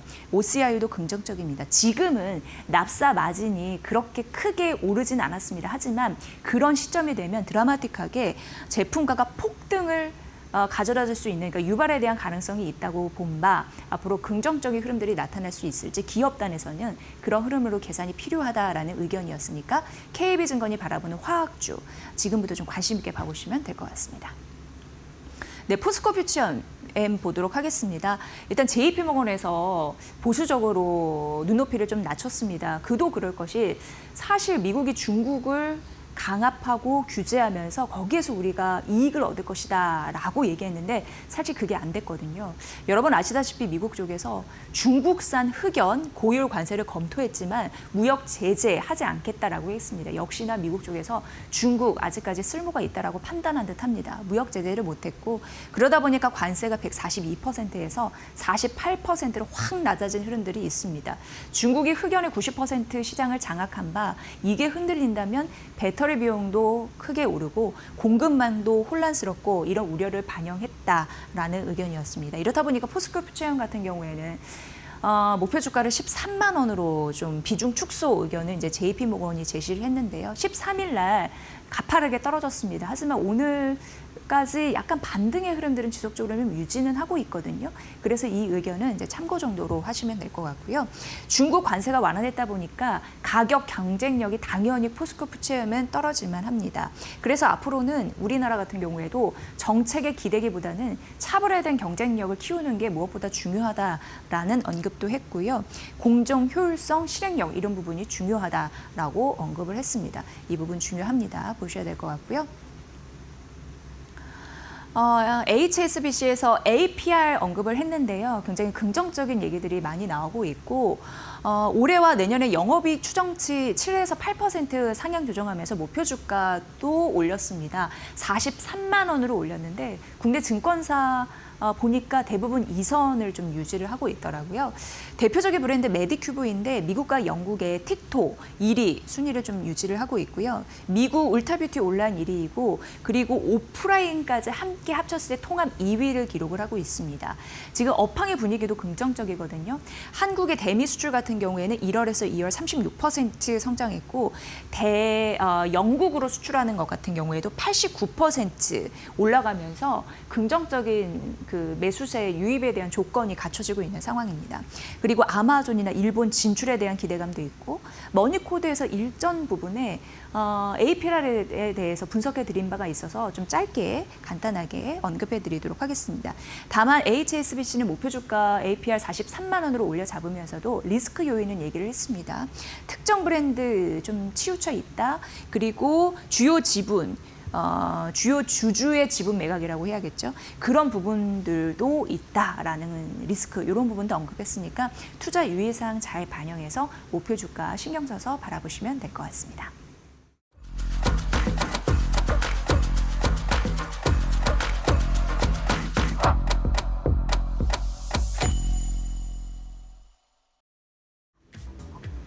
마이크론 실적이 굉장히 중요했습니다. 누구나 다 잘 나올 것으로 예상했습니다. 뚜껑을 열어보니까 대부분 모든 것들의 수치가 예상치 대비해서는 잘 나왔습니다. 그래서 깜짝 실적을 넘어서 감동 실적을 구현해냈거든요. 일단 2분기 사상 최대 매출이 나왔는데요. 1년 사이에는 3배 뛴 거고요. 전 분기 대비해서는 1.75배나 성장한 그런 기록을 냈습니다. 특히나 메모리, 디램, 낸드 이쪽에서 잘 해줬고요. 판가 인상에 따른 그런 호재성 그런 뉴스가 있었습니다. 디램 같은 경우에는 60대 중반 그리고 낸드는 70대 후반 정도의 판가 가격 상승 이런 부분이 뒷받침이 됐습니다. 놀라운 건 3분기 매출단에 있지 않나 싶었습니다. 전망치 그래서 수치도 적어놨습니다. 335달러로 컨센보다 시장이 전망하는 수치보다 41% 이상의 가이던스를 제시를 했는데 어떻게 보면은 2024년도 회계 연도 이전에 3분기 그러니까 단일 분기 매출로는 최대의 가이던스를 제시했다라는 것에 굉장히 중요한 상징점이 있었습니다. 이걸 보면서 AI 메모리 슈퍼사이클에 대해서 어떻게 보면은 최고의 규모를 보여주는 하나의 상징적인 데이터다 이렇게 분석이 되고 있는 상황입니다. 이렇게 보니까 이제 메모리는 하나의 부품이 아니라 전략적인 자산으로 시장을 읽고 있는 상황인데요. AI가 진화하고 있습니다. 추론이 되고 있고 심층적으로 분석하고 있고 그리고 AI 에이전트 오케스트레 세츄레이션 다양한 부분에 진화를 하고 있는 상황인데 이러다 보니까 메모리 수요가 폭발할 수밖에 없는 구조적인 사이클 그런 부분에서 지속적으로 호재를 잇는 그런 모습이고요. 전례 없이 올해 데이터 센터용으로 봤을 때 메모리 그러니까 D램과 낸드가 포함이 되는데 그 비중이 50%를 돌파할 것이라는 가능성이 언급이 되고 있는 상황입니다. 마이크론 실적을 말씀드리는 건데 HBM4 관련해서 12단 양산 출하가 시작된 흐름들 베라, 루빈, 엔비디아용입니다. 이런 흐름들이 지금 나오고 있고 차세대 제품은 HBM4입니다. 이것도 내년 양산이 시작될 것이다 계획이 되고 있는 상황입니다. 마이크론 어쨌든 굉장히 잘 나온 그런 실적 데이터에서 자신감에 힘입은 듯 분기 배당 30% 인상하겠다라는 언급을 했습니다. 그런데 시간의 주가에서 이 발표 나고서는 사실 올랐거든요. 조금 있다 이후에 또 내리는 흐름들이 있었습니다. 현재 한 마이너스 3% 정도 보이고 있는데 결국 유가에 발목을 잡혔다. 이렇게 얘기를 해볼 수 있을 것 같고요. 다음 페이지 넘어가 보도록 하겠습니다. FOMC도 굉장히 중요했습니다. 3월 FOMC 그런데 한마디로 정리해보면 굉장히 애매모호했다. 불확실성을 안겨줬다. 이렇게 얘기를 해볼 수 있을 것 같습니다. 그래서 뭐 여타 복잡한 거 다 제외하고 결론만 딱 정돈해서 말씀드리려고요. 좀 이상했던 거는 이란 사태에도 불구하고 미국 경제는 여전히 견조하다고 얘기를 했습니다. 그러면서 물가 압력은 굉장히 높다라고 얘기를 했거든요. 2월 PCE 그리고 근원 PCE 이런 부분도 높은 수치를 제시를 했습니다. 다만 미국 경제가 견조하다라고 얘기를 했습니다. 그래서 1970년대 스태그플레이션은 아니다라고 언급을 했는데 스태그플레이션 아시다시피 경기가 침체됐는데 물가가 막 오르는 현상을 얘기합니다. 그런데 미국 경제는 견조하다라고 봤으니 미국 스태그플레이션은 아니었던 거죠. 이렇게 언급을 했습니다. 그러면서 금리 인상에 대한 가능성이 줄어든 이거는 시장에서는 어떻게 보면 호재인 거죠. 금리 유지는 7명, 그리고 인하는 12명 얘기를 하면서 금리 인상 가능성은 줄어든 흐름들이 나타났는데 어쨌든 여러분 잘 아시다시피 금리가 동결이 됐고 올해 1회 정도 인하가 될 것으로 보이는데 확률이 100%에서 50%로 줄었습니다. 그 부분은 보시고 이게 참 애매모호했다라는 말씀을 드렸는데 파월이 경제는 견조함 이런 부분은 좀 확실한 것 같은데 이란 전쟁 리스크 관련해서 우리가 이것을 데이터로 뽑아내는 것은 아직은 시기상조다라고 하면서 굉장히 애매모호한 얘기를 했거든요. 그러니까 이걸 쉽게 얘기하면 의사 선생님이 환자한테 당신의 몸은 좀 괜찮은데요. 앞으로 좀 열이 오를 것 같습니다. 어쨌든 약은 좀 줄일게요. 약간 이런 느낌이거든요. 그래서 3월 FOMC 구석구석 쫓아가 보면은 굉장히 모든 것이 애매했다. 이렇게 표현해 볼 수 있을 것 같습니다. 어쨌든 이런 혼란이 하나 있었고 결국은 다음 페이지에서 보면은 IM증권의 분석 리포트를 참고해 봤는데 결국 이제는 유가 해바라기 장세이다. 오늘 증시도 이거를 반영합니다. 이런 흐름으로 당분간 가지 않을까. 이런 전략에 대비해야 된다라는 리포트 오늘 아침에 FOMC 보고 마이크론 실적 보고 이런 걸 내놨습니다.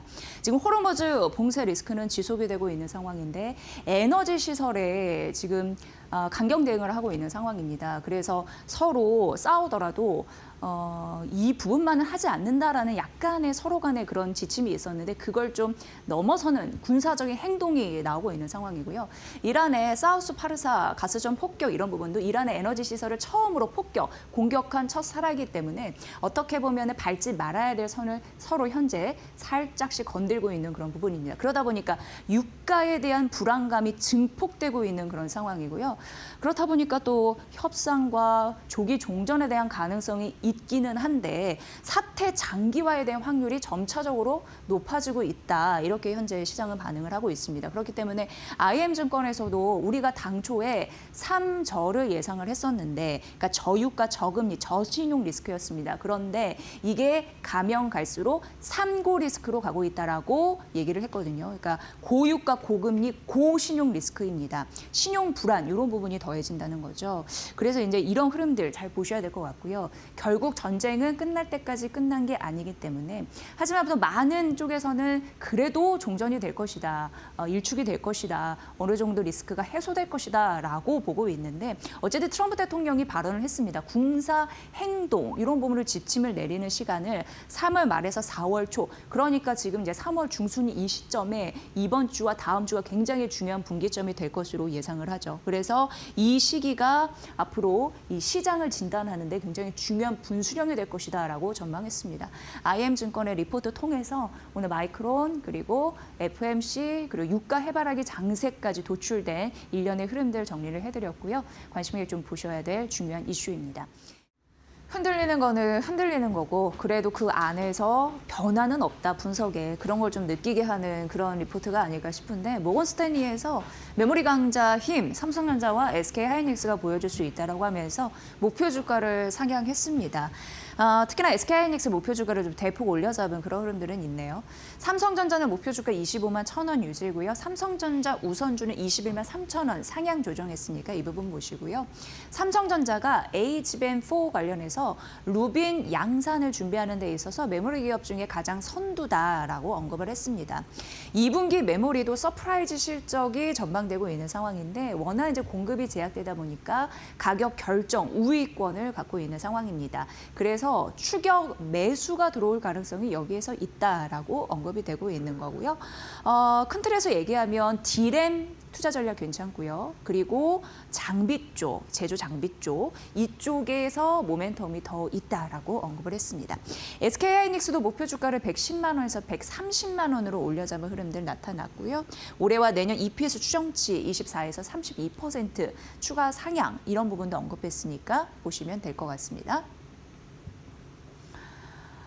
일단 메모리가 좋을 수밖에 없는 이유는 지금 AI, 에이전틱 시대에 관련해서 추론의 능력 이런 부분도 언급이 되고 있지만 가파르게 전환이 되고 있습니다. 그러면서 메모리 수요가 폭발적으로 늘고 있는 상황적인 배경적인 설명이 필요하고요. 그러다 보니까 HBM에서 이제 무게 중심이 시스템 메모리 쪽으로 가고 있는 흐름도 언급이 되고 있습니다. 게다가 AI 에이전트 플랫폼이라고 우리가 언급을 하죠. 오픈 클로 앞으로 많이 들으실 얘기가 아닐까 싶은데 이런 부분으로도 잘 쓰이다 보니까 D램 이쪽으로 수요가 대폭 늘고 있는데 이게 메모리 기업들의 성장을 이끌고 있다라는 부분입니다. 그렇기 때문에 D램 주요 수혜를 받을 수 있는 가능성이 부각이 되고 있죠. 올해 DDR5 가격도 전 분기 대비해서 50% 인상될 것이다라는 예상치도 더해지고 있는 거고요.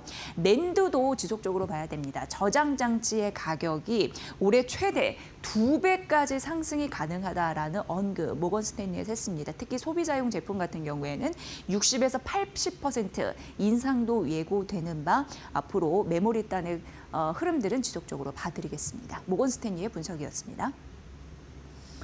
S-오일 유가가 급등할 때마다 호재를 가져다 줄 수밖에 없는 대표적인 종목이 바로 이 종목이 아닐까 싶고 오늘 아침에 유한타증권에서 S-오일에 대한 분석을 해놨고 최근에 가장 많이 어떻게 보면은 S-오일에 대해서 접근하면서 목표주가 올리는 흐름들이 나타나지 않았나라는 생각을 하게 됩니다.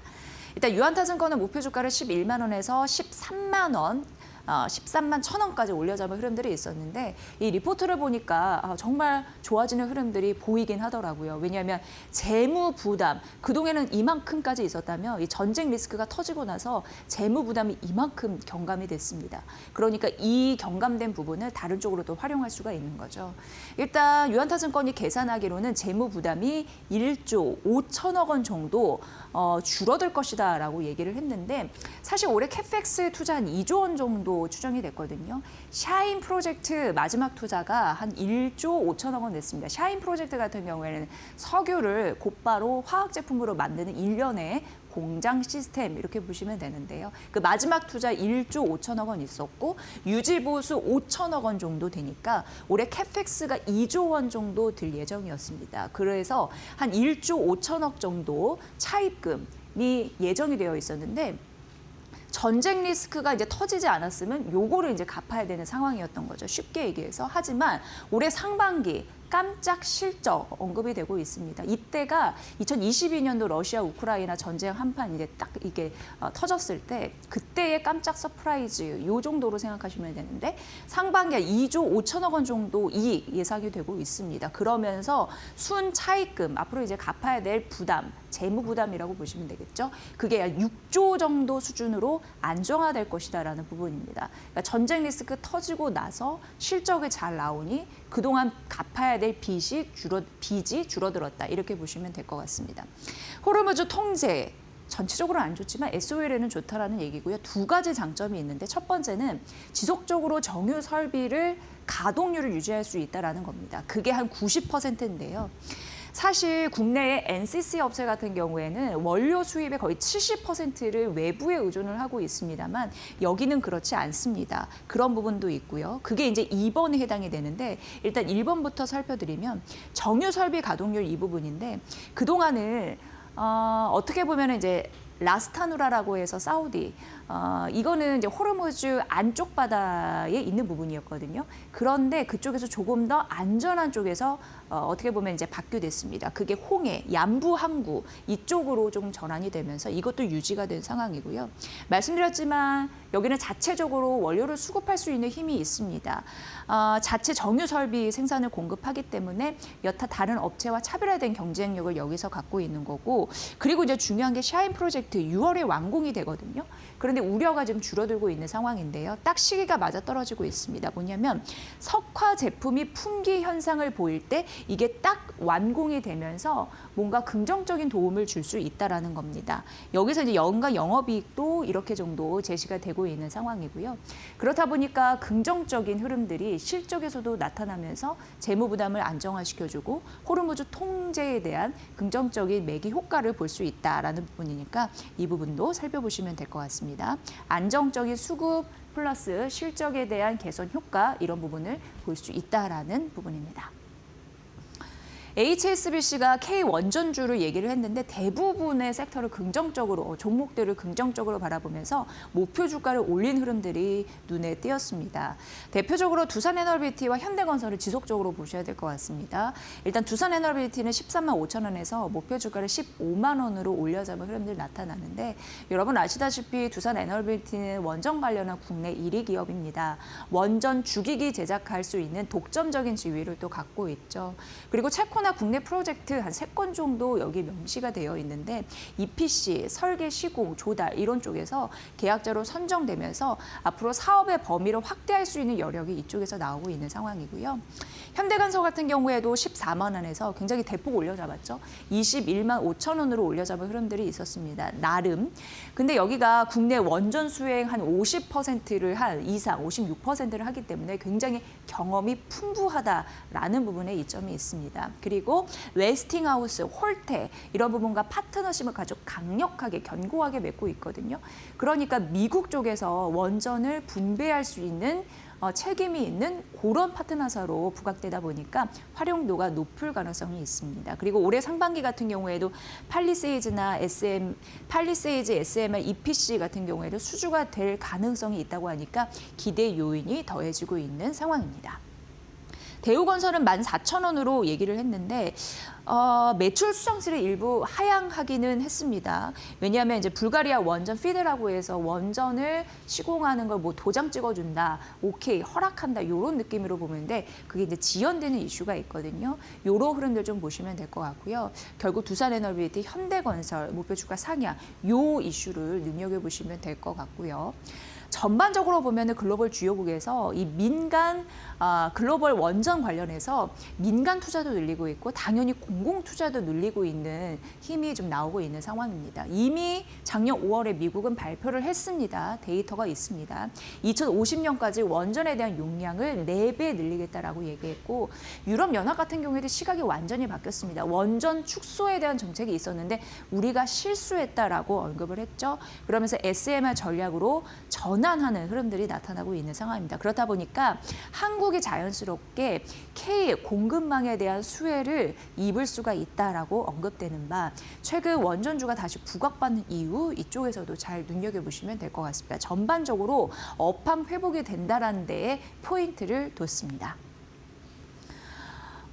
오늘 현대건설 좀 보시면 될 것 같습니다. NH 투자증권에서 오늘 뭐 대우건설도 좀 급등하는 흐름들이 있던데 목표 주가를 24만 원으로 대폭도 올려 잡았거든요. 근데 15만 원에서 24만 원. 이게 어느 정도 올린 거냐 하고 이제 찾아봤더니 국내 증권사에서 현대건설을 바라보는 시각 중에 밴드 최상단이었습니다. 그래서 좀 소개를 해드리는 거고요.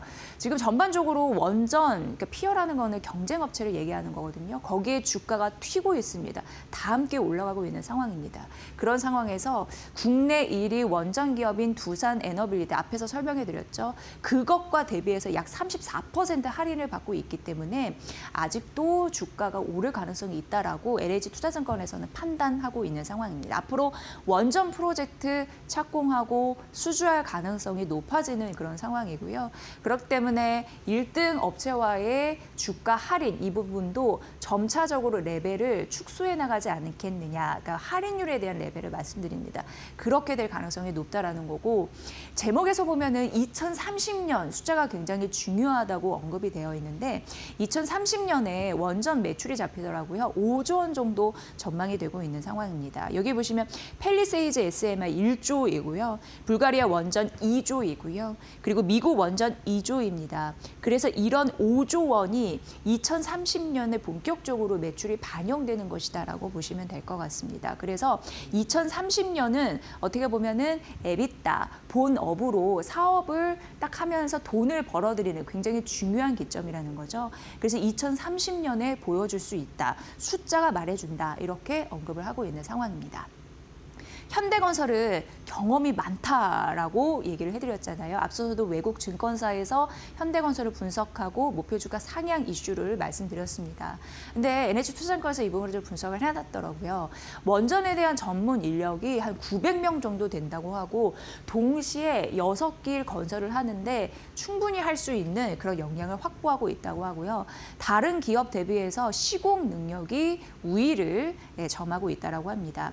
10년간 공기가 뭔가 봤더니 공사 기간입니다. 그거를 준수하고 예산이 있잖아요. 그걸 벗어나지 않으면서도 할 수 있다. 그러면 고객사 입장에서는 좋겠죠. 기간도 맞춰서 해주고 예산도 크게 안 쓰면서 자기의 생각을 벗어나지 않게. 그렇기 때문에 여기에서 점수를 얻고 있다라고 언급이 됐습니다. 어쨌든 원전 수출 시공사 관련해서는 경쟁력이 최상위라고 NH투자증권에서는 평가했습니다. 목표 주가 상향 이슈 잘 판단해 보시길 바랍니다. LG 에너지솔루션 말씀드릴게요. 이제 올해 정말로 이 시점이 왔다고 합니다. 목표 주가 일단 52만 원은 유지했는데 중요한 부분이 이제 매출 이런 실적에 대한 상향 포인트가 있었거든요. 그래서 이제 소개를 해드려야겠다라고 생각이 됐습니다. 전기차보다는 ESS 이런 부분에 대해서 전략적인 구간에 진입했다라는 이슈였고요. 북미 같은 경우에는 이제 ESS 생산 능력 이런 부분을 이제 늘릴 것으로 보이는데 매출이 10조에서 한 12조 원 정도, 한 2조 원 정도 늘 것으로 예상이 됩니다. 얼티엄2 같은 경우에는 GM과 합작 공장이라고 보시면 되는데요. 여기에서 ESS로 전환되는 흐름들이 본격적으로 나타나고 있습니다.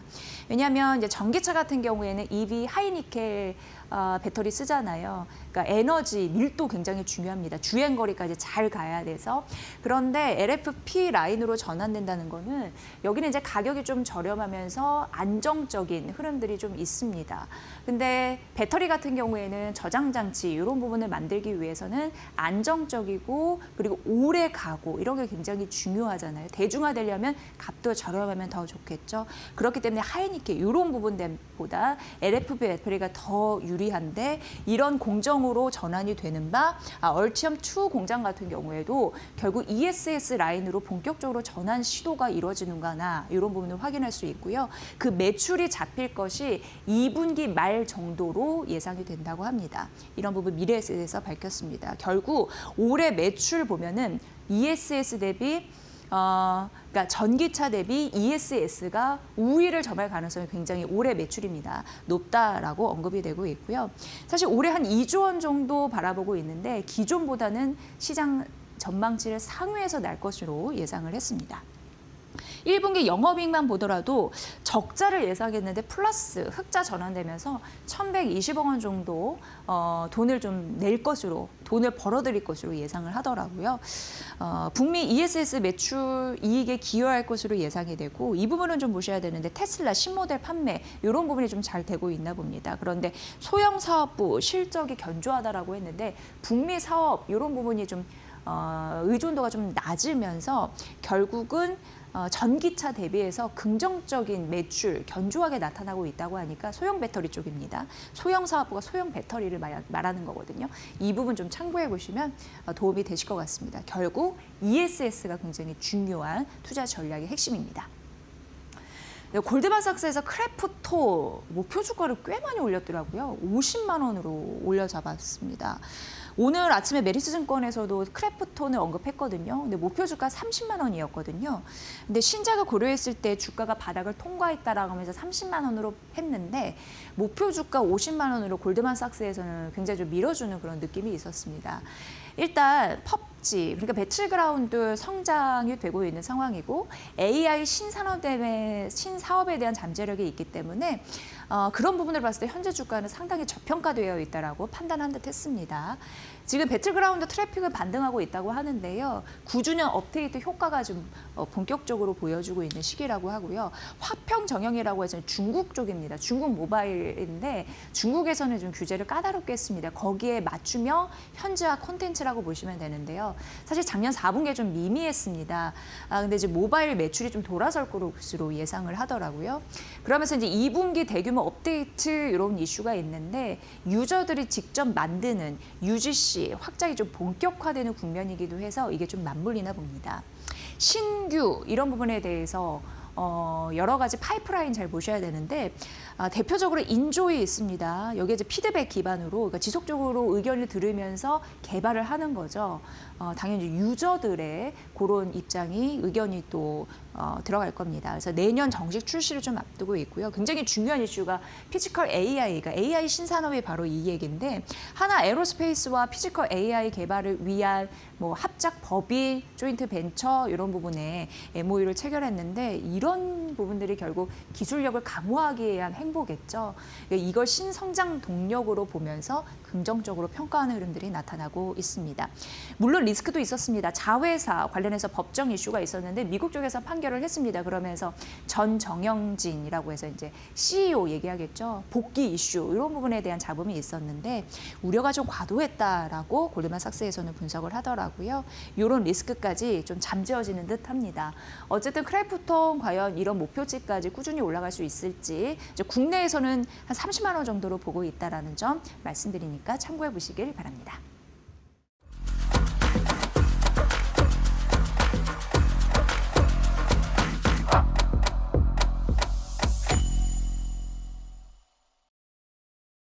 이 이슈 때문에 그러니까 유가에 대한 우려가 조금 완화가 되면서 시장을 버틸 수 있게 했다. 이렇게 장 초반에 정리가 되는 것 같습니다. 유가가 장중에 119달러까지 돌파하면서 우려감이 좀 짙게 깔리기도 했습니다. 왜냐하면 이란의 에너지 시설 이제 피습 이런 이슈가 있으면서 데드라인을 넘은 것이 아니냐 이런 우려감이 있었죠.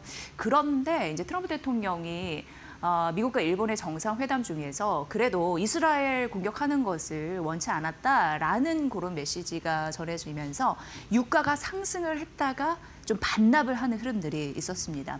그리고 아무래도 모쪼록 여러 가지 상황을 봤을 때 유가 급등이 걱정되는지라 미국 재무부 쪽에서 일부 러시아산의 원유의 운송과 판매를 허가하는 그런 보도가 나왔거든요.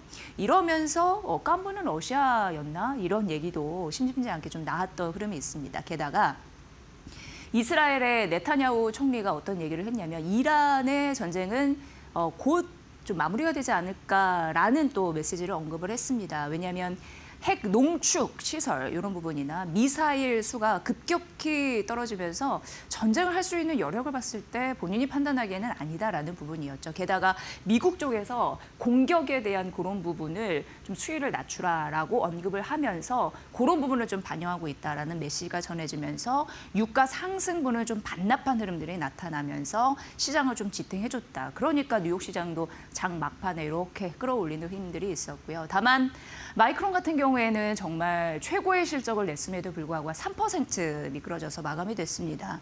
여러분 아시다시피 자본 지출, 아무래도 이거는 이제 투자를 해야지 성장을 하는 건데 그 지출에 대한 우려감이 있을 수밖에 없다라는 게 조정을 당하니 조정에 대한 빌미가 요거로 이제 선택이 되는 것 같고요. 여타 다른 투자 기관 같은 경우에는 목표 주가 상향 흐름들이 더 많습니다만 그래도 떨어진 이유를 찾자면 서밋 인사이트라고 반도체 테크 이쪽의 업체이거든요. 업계인데 2분기 이후에 상승세가 둔화될 가능성이 있다라는 그런 예상을 냈습니다. 그러니까 떨어지는데 이제 빌미가 된 거죠. 그리고 투자 의견도 좀 낮췄습니다. 매수에서 중립 의견. 요런 또 이슈가 하나 나올 때마다 주가 가는데 돌발 악재라고 해야 되나요? 이제 브레이크를 걸릴 수 있는 요소이기 때문에 이런 부분을 좀 설명해 드리겠습니다. 다만 필라델피아 반도체 지수는 상승 마감됐거든요. 반도체 전반적으로 부품이나 장비주는 견조했다라는 점을 말씀드리겠습니다. 메모리 기업들 앞으로 실적이 더 좋아질 것이다라는 얘기가 많이 나오고 있는데 메모리 재고 여기에 바닥은 어디일까? 지금 추가적으로 메모리가 얼마나 더 필요한 상황일까? 굉장히 중요한 데이터 단서이잖아요. 오늘 아침에 KB증권에서 이를 좀 분석해 놔서 이런 의미 있는 내용을 자꾸 소개를 해드리려고 합니다. 일단 결론적으로 삼성전자, KB증권은 목표 주가 32만 원을 제시를 했는데 매수 유지 전략 유지를 하고 있는 상황이고요. 여러분 궁금해하시는 메모리 재고 관련해서 KB증권은 1주에서 2주 정도 남아 있다라고 얘기를 했습니다. 굉장히 적은 겁니다. 메모리 재고가 거의 없는 겁니다. 이 수치인즉슨 2018년 이후 최저치다. 이렇게 좀 보시면 될 것 같고요. 뭐 수요가 폭발적이기 때문이니까 그러겠죠. 범용 디램이나 SSD 저장 장치 수요가 급증, 폭발하면서 재고를 다 소진하고 있는 그런 상황. 그래서 사실상 내년까지 이 메모리가 완판이 됐다라고 생각을 한다고 합니다. 그래서 이게 사실 내년까지냐, 2028년까지냐, 뭐 이런 부분으로 설왕설래했던 게 맞는데 KB증권에서는 2028년까지 타이트한 수요가 지속이 될 것이다 이렇게 언급을 했습니다. HBM 생산도 늘어나고 있는 상황에서 디램 공정으로 전환하려고 하는 니즈가 있는 상황에서 2년 내에 증설은 또 제한되고 공급은 부족하고 뭐 이러다 보니까 수요는 굉장히 강하고 이러한 흐름들이 있다 보니까 2028년까지 내년을 넘어서 내후년까지 굉장히 타이트한 메모리 수급이 지속될 것이다. 이렇게 결론을 낸 거죠. 지속적으로 실적 전망치가 어떻게 달라지는지는 소개해드리고 있는데 올해 영업이익이 220조로 1년 사이 5배 성장할 것으로 보이고요. 여기 보시면 그를 뒷받침하는 재료가 메모리 가격일 겁니다. 디램과 낸드 가격이 각각 148%, 150% 가깝게 110% 이상 오르면서 올해 영업이익을 지지해 줄 것이다. 이런 가능성이고요.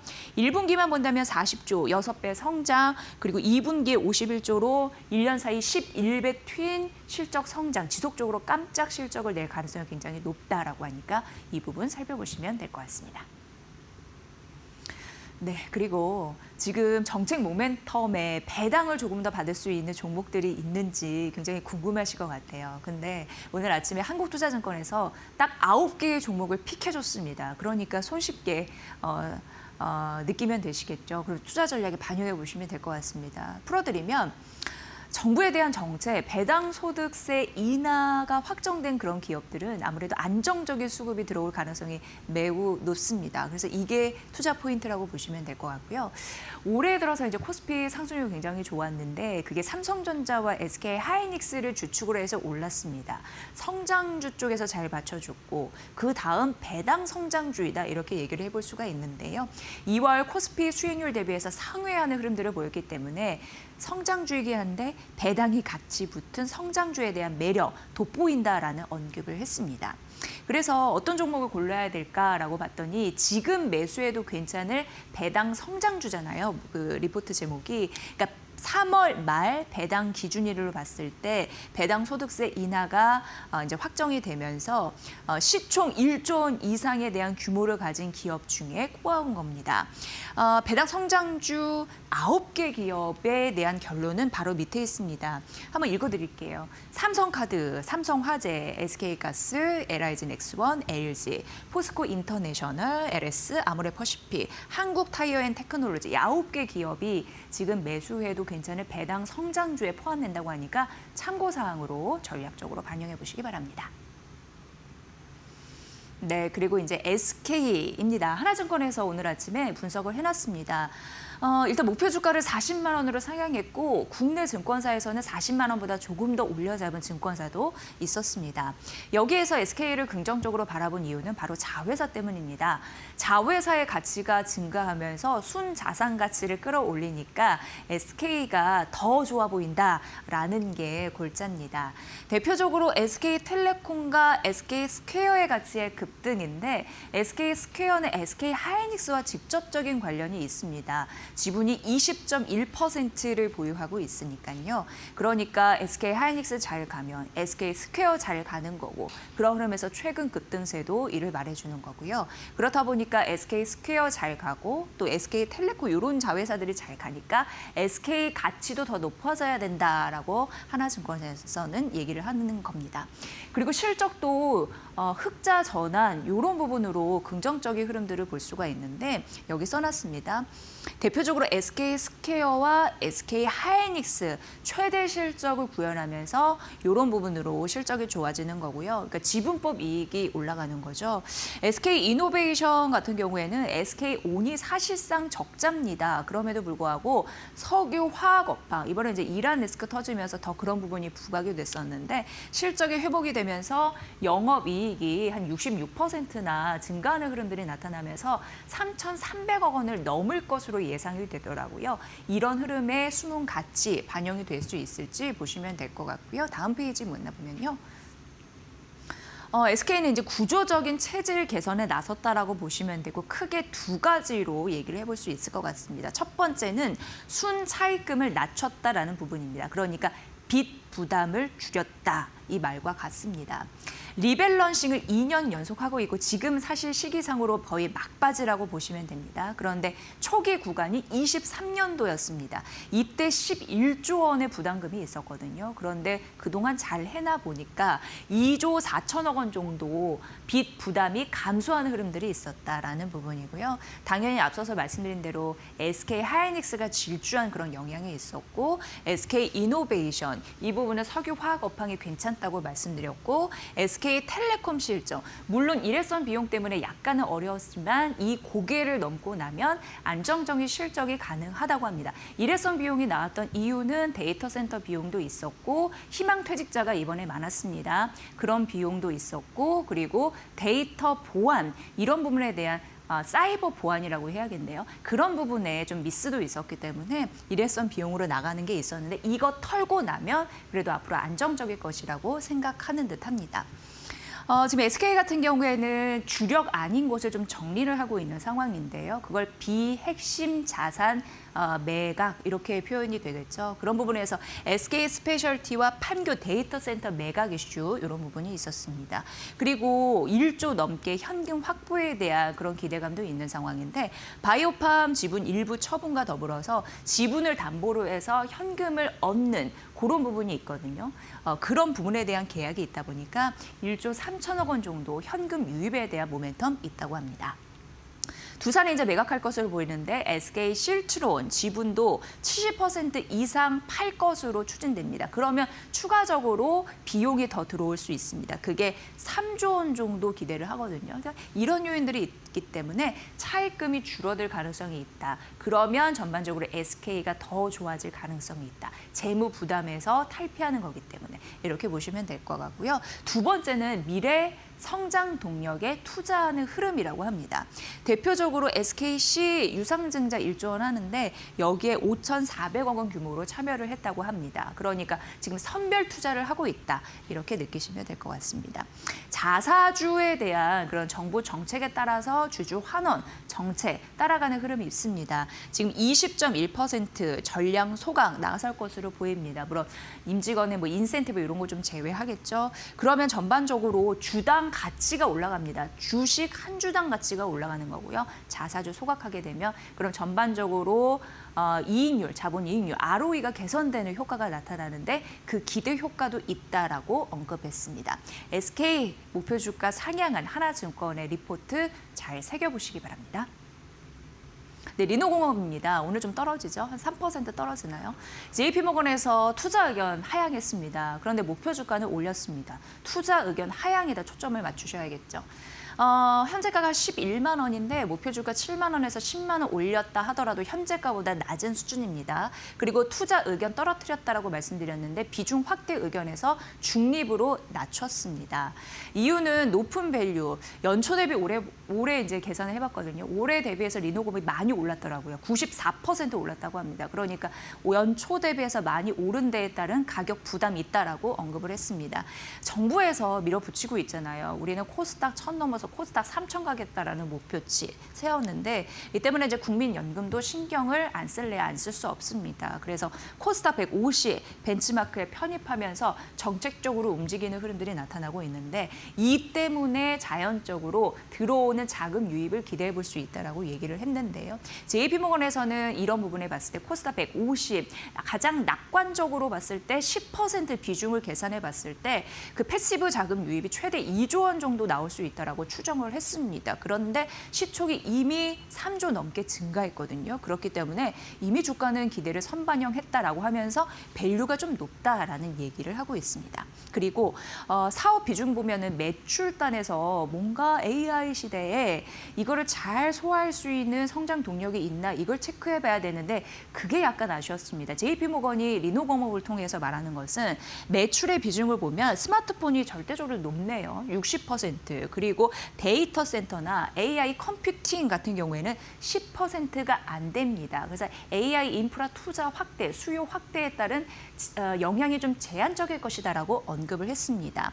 그리고 하나, 소켓 관련해서는 리노공업의 주력은 포고핀 소켓이거든요. 그런데 실제적으로 AI 데이터 센터, AI 시대에서 원하는 소켓이 러버 소켓이라고 합니다. 그러니까 아닌 거죠. 그래서 영향력이 제한적이라고 하는 거고 경쟁 업체에 있습니다. ISC만 보더라도 데이터 센터 비중이 67%입니다. 그런데 여기는 데이터 센터 플러스 AI 컴퓨팅 이 부분이 10%가 안 되기 때문에 상대적으로 매력이 떨어지네 이렇게 파악을 했습니다. 투자 의견 하향한 이후 리노공업 오늘 한 3% 정도 떨어지면서 11만 원 선 보이고 있는데 이 부분도 참고해 보시면 될 것 같습니다. 펄어비스 어제 하한가 갔죠? 오늘 6%, 8% 정도 더 떨어지고 있습니다. 오늘 7년 동안 공을 들여서 만들었던 붉은 사막 기대가 너무 컸던 걸까요? 붉은 사막이 오늘 글로벌 출시가 됐는데 어제 하한가 맞고 오늘 추가적으로 더 떨어지고 있습니다.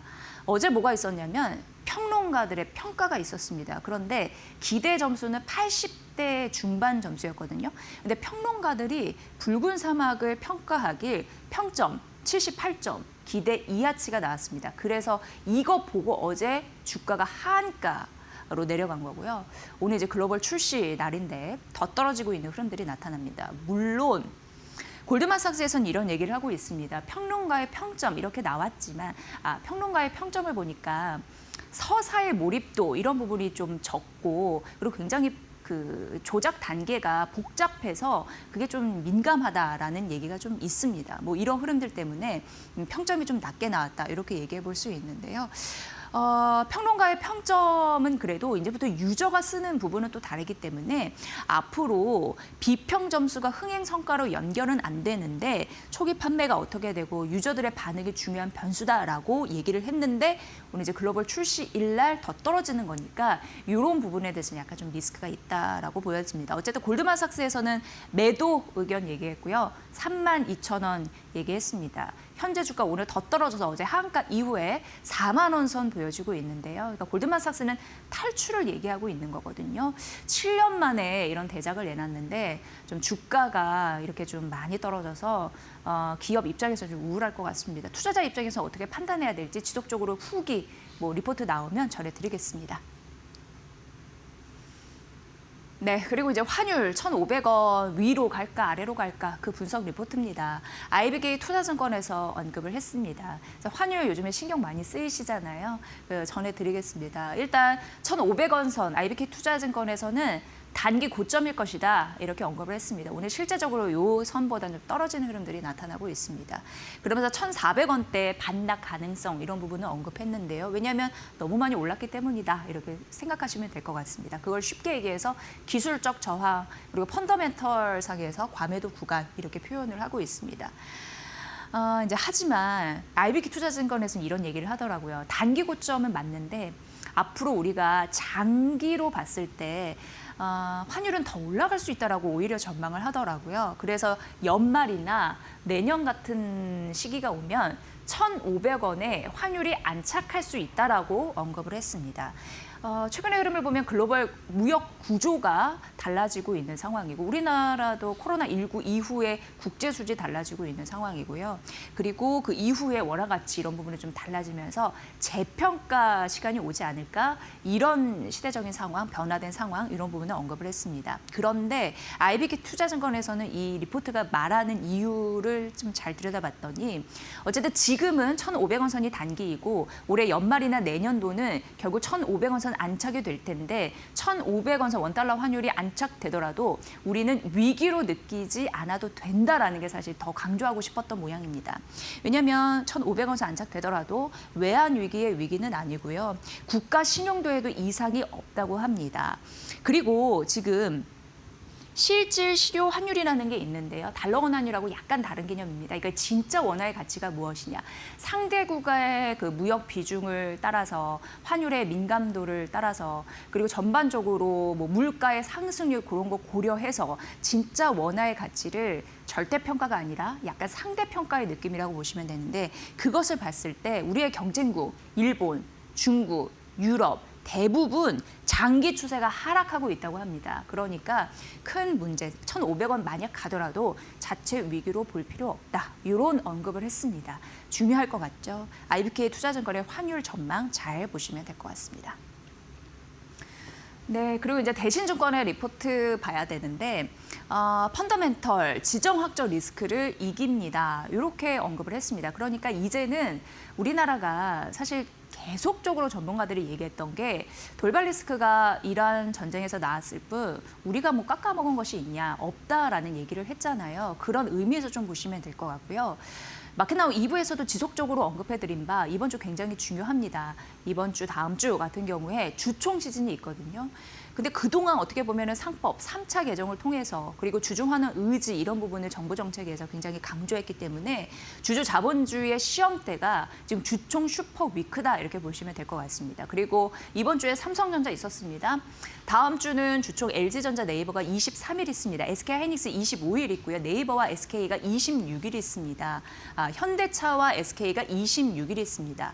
그러니까 이런 부분 주총에서 과연 주주들의 마음을 얻을 수 있는 획기적인 정책들이 나올 수 있을지 아니면 그동안 기대감이 있었던 그런 정책들이 현실화될 수 있을지 봐야 된다라고 언급을 했습니다. 그리고 이제 1분기 프리 어닝 시즌 이걸 이제 맞이하고 있거든요. 그렇기 때문에 시장의 투자자들은 자연스럽게 펀더멘털에 주목할 것이다라고 언급을 했습니다. 지금 전쟁 리스크 때문에 깎인 점수들 그런 부분 저평가 구간이고 실적 장세에 진입을 했다라고 언급하는 바 항상 저희가 강조해드리는 실적 전망이 어떻게 변화됐는지 여기에 따라서 옥석 가리기가 갈린다 이렇게 언급을 해드릴 수 있을 것 같습니다. 고로 대신증권에서는 지금의 변동성은 주식을 매수하고 그리고 비중을 확대할 절호의 기회다 이렇게 언급을 했습니다.